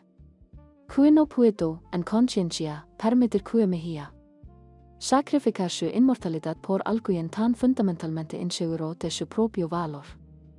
¿Cómo puedes amarla adecuadamente? Cuando nunca has aprendido a amarte. Las palabras le dieron a dar un golpe físico. Porque eran ciertas. Todos etlos. No se amaba a sí mismo. Nunca había aprendido a hacerlo. ¿Cómo podría? Cuando todos siempre le habían dicho que estaba maldito, equivocado, roto. Su majestad. Hombres. Dio un paso al frente. Su voz era respetuosa pero firme. Permiso para hablar. El océano. El rey asintió. He observado a este humano durante los últimos 3 días. He visto cómo se enfrenta. Miedo, cómo trata a quienes lo rodean, cómo habla de mi hermana. Man me conoció. Los ojos de su padre. Sí, esto dado. Sí, tiene heridas. Pero también esto. Intentándolo. Esto luchando por ser mayor. Y honestamente, padre, cuya también. Etla están. Esto roto como esto, solo que de maneras diferentes. Cuida tu lengua, manma. No, no lo haría. No se trata de esto. Manma azotó la cola. Cuya ha estado enojada y aislada desde entonces. Su madre murió. Etla alió a todos, luchó contra todas las tradiciones, rechazó todas las pretendientes. Todos pensábamos que solo estaba siendo difícil. Pero tal vez estaba esperando alguien que entiende lo que es ser un paria, alguien que podría encontrarla en su quebrantamiento y no huir. La expresión del rey del océano era atronadora. Estoy sugiriendo que tal vez 2 personas rotas puedan sanarse mejor que 2 personas completas. Man me dio en voz baja. Porque etlos entienden. Etlos saben. Y lucharon el uno por el otro porque saben lo que es no tener a nadie luchando por etlos. Etlos. El silencio cayó sobre la sala del trono. El rey del océano se volvió a allanar. Es cierto. Te ves a ti a mejía como 2 personas rotas que intentan sanar juntas. Naruto lo pensó. Realmente lo pensé. Sobre la rabia y el aislamiento de Kusha, su desesperada necesidad de ser vista y comprendida. Sobre su propia heridas de soledad y abandono, sobre cómo se reconocieron al instante. 2 almas perdidas que encuentran un hogar. Sí, dio en voz baja. Los 2 estamos un poco rotos. Pero quizá no sea problema. Quizás las cosas rotas aún puedan ser hermosas. Quizás aún puedan amar y ser amadas. Y quizás el rey del océano dio. Pueden volverse más fuertes en los lugares rotos como una espada reforjada con más fuerza para. Habiendo sido destrozado. Era ese un acuerdo. Nar apenas se atrevía a tener esperanzas. Yo no doy mi bendición a la ligera. Naruto Uzumaki. Pero me habla con mucha sabiduría. Odio admitirlo. Un atisbo de sonrisa cruzó el rostro severo del rey. Su hija no es perfecta. Es impulsiva, testarida y propensa a la violencia cuando se frustra. Un pretendiente completo probablemente. Ser destruido por su temperamento. Pero tú ya has sobrevivido a tormentas. Tú sabes cómo doblarse sin romperse. Eso significa que permitiría la unión con una condición. Siempre hubo una condición. Naruto esperó con la tensión acumulándose en su estómago. Kusha debe elegir de verdad. No tomaré la decisión por Etla. El rey del océano. Sus ojos estaban tristes. Si se transforma en humana, pierde todo su poder. Su inmortalidad, su lugar en este reino. Envejecerá y morirá como todos los humanos. Nunca nadará en estos profundidades de nuevo. Es un sacrificio inmenso y debe hacerlo con pleno conocimiento de lo que está perdiendo. Yo entiende. Y si Etla decide seguir conmigo, debes aceptarlo. No puedes pedirle. Ella cambia porque el amor no se trata de posesión ni control. Se trata de querer. La felicidad de la otra persona está incluso por encima de la tuya. Puedes hacer eso. Puedes darle eso es lo mejor para ella. La pregunta se grabó en el corazón de Naruto. Podría alejarse de Kusha. Se decidiera que su vida en el océano importaba más que una vida con él. Lo destruiría. Pero si eso la hacía. Feliz, verdaderamente feliz, lo haría. Sí, Naruto lo dio y lo decía en serio. La amo. Suficiente para darle eso es lo que necesita. La expresión del rey del océano se suavizó. Entonces has superado la prueba. De pureza. Tu corazón es sincero en que esté marcado. Puedes acercarte al trono. Naruto hacia adelante con extremidades temblorosas. Cuando llegó al trono, el rey del océano colocó una enorme mano sobre su cabeza. Por las leyes antiguas, por las pruebas completadas, por la pureza de corazón demostrada, te concedió el derecho a pide la Kushina Ususaki su mano para unirse. Ella puede elegir aceptar o rechazar. Puede elegir permanecer en el lugar o se convirtió en humana, pero la decisión es suya y solo suya. El poder fluyó del océano. Rey en nar salando el juicio. Fue como ser bautizado a la luz de las estrellas. Gracias, susurrar. Muchas gracias. No me agradezcas todavía. Lo más difícil. Parte un esto por delante. Convenciendo a Kusha de que esto es lo que realmente quiere. El rey lo soltó y se volvió hacia Menma. Trae a tu hermana. Es hora de que ella haga su elección. Menma hizo una reverencia y salió nadando de la sala del trono. Los nobles reunidos comenzaron a murmurar entre ellos sus expresiones que iban desde la sorpresa hasta el disgusto y algunas miradas de cautelosa aprobación. Naruto se paró frente a la trono, esperando con el corazón latiendo tan fuerte que podría estallarle del pecho. Y entonces las puertas se abrieron de golpe con un estruendo. Kusha irrumpió en la sala del trono como un cometa carmesí. Su cabello alborotado, sus ojos ardiente. Las cadenas de su prisión aún le sujetaban las muecas y la cola, pero claramente había dominado a los guardias que estaban destinados a para contenerla. Detrás de ella, Menma nadaba con una expresión que decía, intenté advertirte. ¿Dónde está? Kushin. Su voz estaba ronca de tanto gritar. ¿Dónde está Nar? Si lo has oído, padre, yo lo juro. Se detuvo. Lo había visto.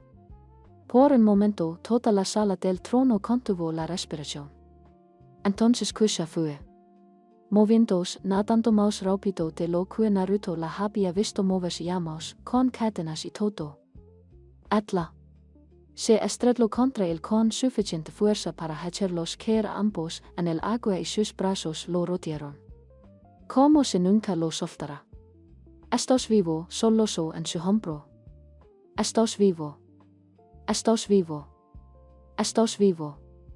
Estoy viva, confirmó Naruto, abrazándola con la misma fuerza. Pase las pruebas. Kushina. Los tres. Ella se apartó para mirarlo, con lágrimas corriendo por su rostro. Cara. Realmente lo hiciste. Te enfrentaste a Rien en las probabilidades aplastantes y el juicio de su padre y sobrevivió a duras penas. Pero sí, eres un completo idiota. Ella golpeó a su pecho. No fue fuerte, pero la emoción detrás de él fue feroz. Podrías haber muerto. Tú. Casi seguro debería haber muerto. ¿En qué estabas pensando? Pensaba que lo vales. Que lo valemos. La expresión de Kusha se desmoronó y lo besó desesperadamente, al diablo con las cadenas y la sala del trono llena de nobles. Nar le devolvió el beso, vertiendo todo su alivio, alegría y amor en él. Kusha. La voz del rey del océano interrumpió su reunión. Controlat. Estamos en el sala del trono. No me importa. Kusha respondió, pero se apartó un poco de Naruto. Se giró para mirar a su padre. Sus ojos desafiantes. Intentaste matarlo. Mi propio padre intentó matarlo. El hombre que amo. Lo puse a prueba. Hay una diferencia. La voz de Kusha era frío. Porque desde donde estaba sentado, encerrado en mis aposentos, encadenado como un prisionero. Parecía que intentabas para alearlo. Como has intentado alear a todos los que alguna vez se preocuparon por mí. Eso no es justo, Kusha, ¿verdad? Lo hiciste. Has rechazado a todos los pretendientes que he tenido. Has rechazado cada amistad que he intentado formar con la superficie. Habitantes me aislaron en nombre de la protección hasta que no tuve a nadie. Y luego, cuando finalmente encontré a alguien que realmente me ama, lo sometiste a pruebas distintas para matar humanos.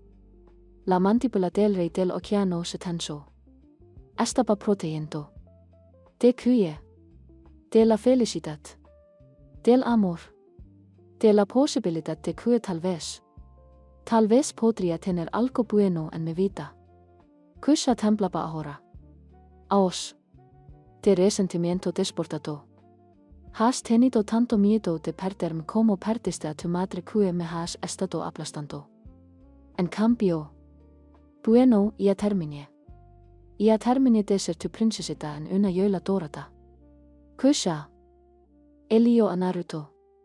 Lo dio tan fuerte que toda la sala del trono. Escucha. Elio volverme humano. Elio dear este reino, dear mi poder. Dialo todo si eso es lo que se necesita para estar con él. Porque él es la única persona en toda mi vida que alguna vez me eligió de nuevo. La sala del trono estado en litigios y protestas. El rey del océano parecía haber sido corpido. Abandona a tu gente, a tu familia, todo lo que eres. Mi gente me trata como un animal peligroso que hay que contener. Mi familia, excepto mamá, apenas tiene. Me ha hablado desde que murió mi madre. ¿Y quién soy yo? La voz de Kushin se quebró. Ni siquiera. Ya no sé quién soy, padre. Os que no lo sé. Pero cuando estoy con Naruto, me siento yo mismo, como si fuera alguien que valga la pena ser. Kusha, por favor. La voz del rey sonaba dolida. No hagas esto. Decisión con ira. Piensa en lo que estás renunciando. No he pensado en nada más durante 3 días. Se volvió hacia Naruto con los ojos rojos pero decididos. Te amo. Te Elio. Elio en corto. Una vida mortal contigo por una eternidad sin ti si me tienes siempre, dio Naruto con voz ronca. Con emoción. Mientras viva, te elegiré. Entonces esto decidido. Kusha se volvió hacia su padre. Realizó el ritual de transformación. Hazme humano. El rey del océano miró a su hija, la miró de verdad, y Naruto vio el momento en que algo se rompió dentro del antiguo gobernante. Y él vio más al lado de la princesa desafiante a la niña perdida que nunca superó la pérdida de su madre. Vio la soledad que igualaba a la de Naruto. ¿Estás seguro? Preguntó. Preguntó el rey en voz baja. Esto no tiene vuelta atrás, dio Kusha. Una vez que eres humano, ya nos podrás volver al mar. Envejecerás, enfermarás y morirás. Serás mortal en todo el sentido de la palabra. Estoy segura. Pero su voz vaciló justo. Un poco. Aún podrías tener una vida aquí. Podríamos organizar una visita de Naruto. Quizás incluso vivieran. Las aguas poco profundas donde ambos podrían. Esa no es la vida real. Padre, eso es un compromiso. y estoy cansado de comprometidos. Pero ahora tenía lágrimas en el rostro. Por favor, déjame ir. Déjame tomar mi propia decisión. El rey del océano cerró los ojos. Cuando los abrió de nuevo, estaban húmedos. Muy bien. Sí. Esto es realmente lo que quieres, no te detendré. Se puso de pie y su voz tomó en el tono formal del ritual. Por las leyes antiguas, por las pruebas realizadas, por la elección libremente hecha, por la presente otorgó permiso para la transformación. Kusha Uzumaki, princesa de las Provinciedades, puede elegir convertirse en humana y perder todo. Magia de yegua, toda inmortalidad, toda conexión con el océano. Levantó ambas manos y el agua a su alrededor comenzó brillar. Esperen, gritó una voz. Todos se giraron. De pie al borde de. En la sala del trono había una sirena anciana, con el pelo blanco como la espuma del mar y los ojos nublados por la edad. Vestía la túnica de los artóvicos reales. Disculpe la interrupción, majestad. Pero hay otra opción, frunció el CEO, el rey del océano. ¿Qué opción? La ley es clara. La ley es antigua, dijo el artóvico. Nadando hacia adelante. Y mucho se ha olvidado. Pero he estado investigando desde la relación de la princesa Kusha con el humano se hizo conocido. Levantó un pergamino antiguo. El pergamino se amarillo con el tiempo. Hay un precedente. Antes de la gran separación. Explícalo. El rey ordenó. En los viejos tiempos, cuando la tierra y el mar no estaban divididos, había uniones entre humanos y gente común. Raras, pero no prohibidas. Y había un ritual, la unión de las mareas, que permitió tales uniones sin requerir transformación. Los hoyos de Kusha se abrieron de par en par. ¿Qué es? Crea un vínculo entre dos almas, uniéndolas a través de la línea divisoria entre la tierra y el mar. La yegua conserva su forma y poderes, pero adquiere la capacidad de caminar sobre la tierra durante ciertas fases lunares. El humano adquiere la capacidad de respirar bajo el agua y nadar en las profundidades sin ayuda. Ambos están ligados entre sí, su esperanza de vida. Sincronizados. Viven y mueren juntos. Eso es imposible. Manma. Respiró. La encuadernación del título es un mito. Era real, insistió el archivista.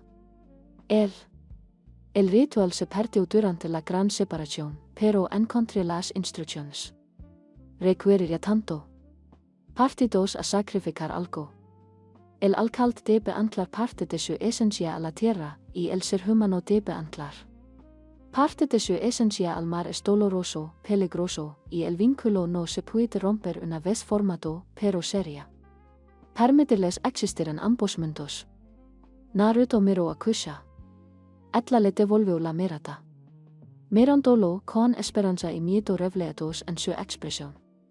¿Es esto lo que quieres? Atla. Le pregunté. Estar atado a mí para siempre para compartir mi vida, mi muerte, todo. Sí, dijo Naruto sin dudarlo. Sí, 1000 veces. Sí.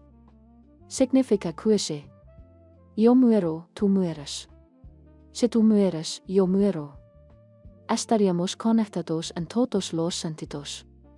Sentirías mi emociones. Sentiría las tuyas. No habría privacidad ni separación. Seríamos dos almas que comparten un mismo destino. Lo sé aún lo deseo. Kusha se volvió hacia Atla. Padre. Podemos hacer esto. La vinculación del título en lugar de la transformación. El rey del océano miró al archivista. ¿Es seguro? Seguro. No muchos que lo intentaron. En la antigüedad murió en el proceso. Pero para quienes sobrevivieron, creo. Lazos más fuertes que la muerte misma. El artóvico lo miró a los ojos. Su majestat. Con todo respeto, tu haya decidido arriesgarlo todo por amor. Al menos así no tiene que ser. ¿Quién es atla en el proceso? El rey guardó silencio durante un largo momento. Luego suspiró y en ese suspiro había siglos de cansancio. ¿Te pares tanto a tu madre? Le dio a Kusha. Terca. Imprudent, valientemos atla de lo razonable. Atla habría hecho lo mismo, habría desperdiciado reinos por amor. Sus ojos se abrieron. Distante. Y la habría dado porque verla feliz importaba más que cualquier otra cosa. Padre, hazlo. Vinculante, le dio al archivista. Se mejía esta decidida a unirse a este humano, que si de una forma que preserva quien es. Miró a Nar. Pero debes saber esto, muchacho. Si la lastimas, si la traicionas, si haces que se arrepienta de esta decisión, el océano reclamará lo que le fue dado. Ajoes en las aguas que una vez respiraste. ¿Entiendes? Sí, su majestad. Y yo juro que nunca te daré motivos para invocar esa maldición. ¿Ves que no lo haces? El artóvico comenzó a prepararse para él. Ritual, recolección de materiales y dibujo de símbolos en el suelo de la sala del trono. Kusha y Naruto estaban juntos con las manos juntas observando los preparativos. ¿Tienes miedo? Susurró Kusha, aterrorizada. Naruto lo admitió, pero también estaba emocionado. ¿Podemos estar juntos? ¿Realmente juntos? Eso es todo lo que he decidido desde el día que te conocí. Yo también. Atla le apretó la mano. Pese lo que pese ahí dentro, cualquier dolor que tengamos que afrontar, lo afrontaremos juntos. Trato hecho. Trato hecho.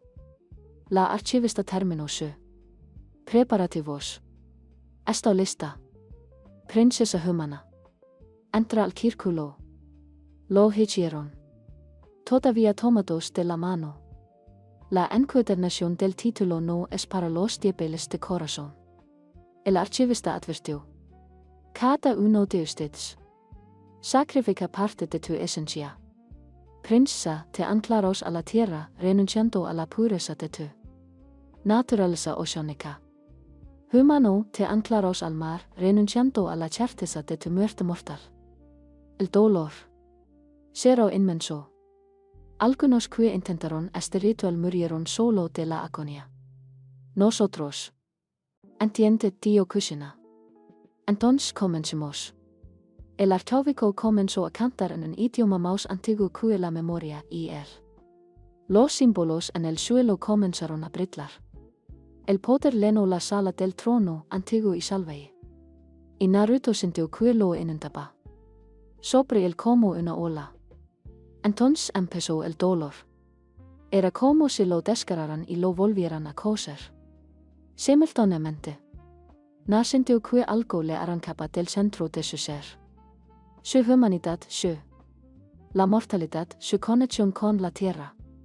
Fue una agonía más atla de cualquier cosa que hubiera experimentado en las pruebas. A su lado, Kushina gritó. Y él podía sentir su dolor a través de sus manos entrelazadas. Podía sentir cómo le arrebataban la esencia del océano. Transformado en algo nuevo. Espera, Kate. La voz de Kurama rugió en su mente. No me sueltes. Si rompes el contacto ahora, ambos morirán. Naruto agarró a Kusha. Su mano se apretó más fuerte, en que cada nervio de su cuerpo ardía. Atla lo agarró de vuelta. Sus ojos sacaban sangre y se mantuvieron. La transformación fue brutal. Nar sintió que su cuerpo cambiaba, no drásticamente, pero sí fundamentalmente. Sus pulmones se adaptaron para procesar tanto el aire como agua. Sus ojos cambiaron para ver en la oscuridad más profunda. Su piel adquirió un tenue brillar como la luz en el agua. Y a pesar de todo, sintió a Kusha su miedo, su dolor, su amor, su determinación. se estaban convirtiendo en algo nuevo, algo que nunca había existido antes. Ni humano ni llegua, sino ambos. Ninguno. Algo intermedio. El dolor aumentó hasta un punto crítico y Naruto sintió que la conciencia se le escapaba. Estaba muriendo, ardiendo, deshaciéndose. Y entonces se detuvo. El resplandor se desvaneció. El poder se disipó. Y Naruto y Kusha se desplomaron en el suelo, yateando. Temblando, pero vivo. Cambiado, pero vivo. Naruto miró sus manos. Estaban lo mismo, pero también diferente. Su piel tenía ahora una tenue iridescencia. Apenas. No se notaba menos que miraras de cerca. Y cuando se tocó la cara, las marcas de los bigotes se sentían diferentes.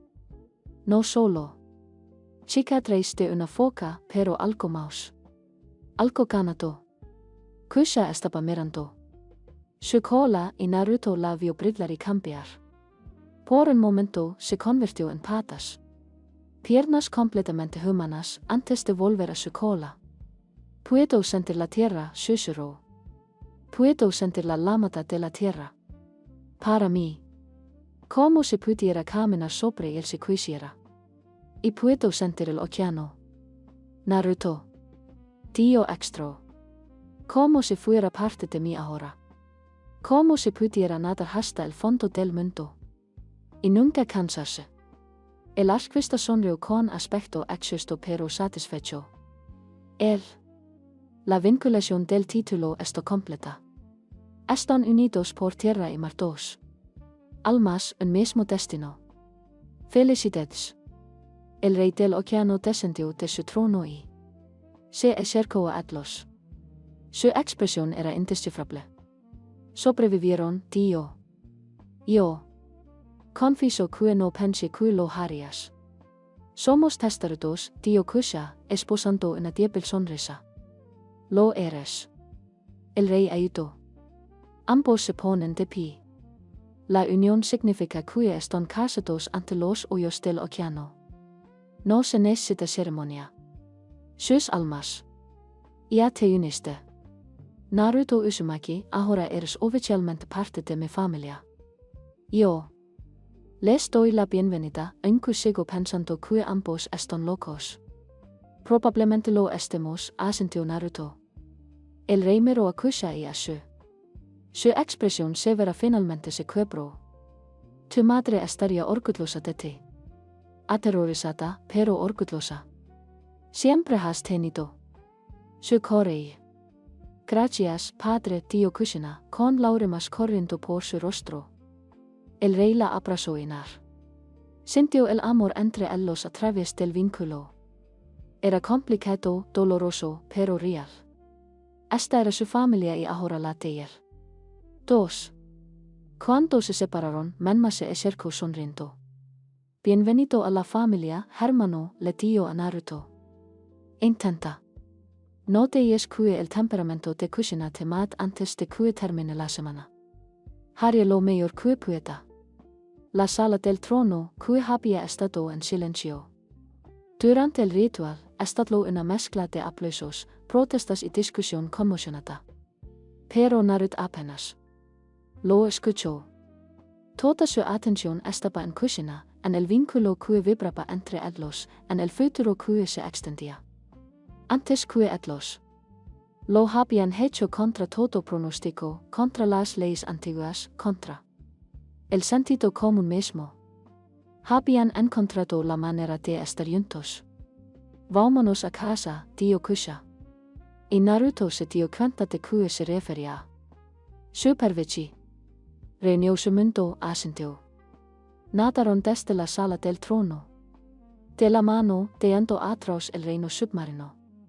Mientras ascendían hacia la superficie, hacia la cala prohibida. Donde se conocieron, Naruto se sintió completo por primera vez en su vida. Tenía a Kusha. Tenía a Kurama, un demonio que podría convertirse en un amigo. Tenía una nueva familia, por extra que fuera. Tenía una Proposito, un futuro, una vita cui valga la pena vivir. El agua se hakia maus leggera medita cui subian i. Pronto Naruto pudo ver el brillo de la superficie sobre ellos. Solo un poco maus y se abrirían paso hacia aire y luz solar en su nueva vida juntos. Pero mientras nadaban, cualquiera de los dos notó la figura oscura que los observaba. Desde las profundidades. Entretom con escamas negras y ojos fríos que había presenciado toda la ceremonia con la era Crecia. Menma no era el único hijo del rey del océano presente en la sala del trono. Y que el príncipe mayor no aprobaba la decisión de su hermana. Para nada. Pero eso era un problema para otro día. Por ahora, Naruto y Kusha irrumpió en la superficie de la cala prohibida, guiando, riendo y viva. El sol se ponía pintándola. El cielo en tonos rubios y dorados y era lo más hermoso que Naruto había visto jamás. Lo logramos, suspiró Kusha. Lo logramos, repitió Naruto. Se besaron allí en el agua donde se conocieron. Cuando Naruto la liberó de la redes y Atla lo había liberado de la soledad, el vínculo entre ellos latía con alegría, con amor, con la promesa de cada mañana que afrontarían juntos. Las pruebas habían terminado. La verdadera aventura apenas comenzaba y no podían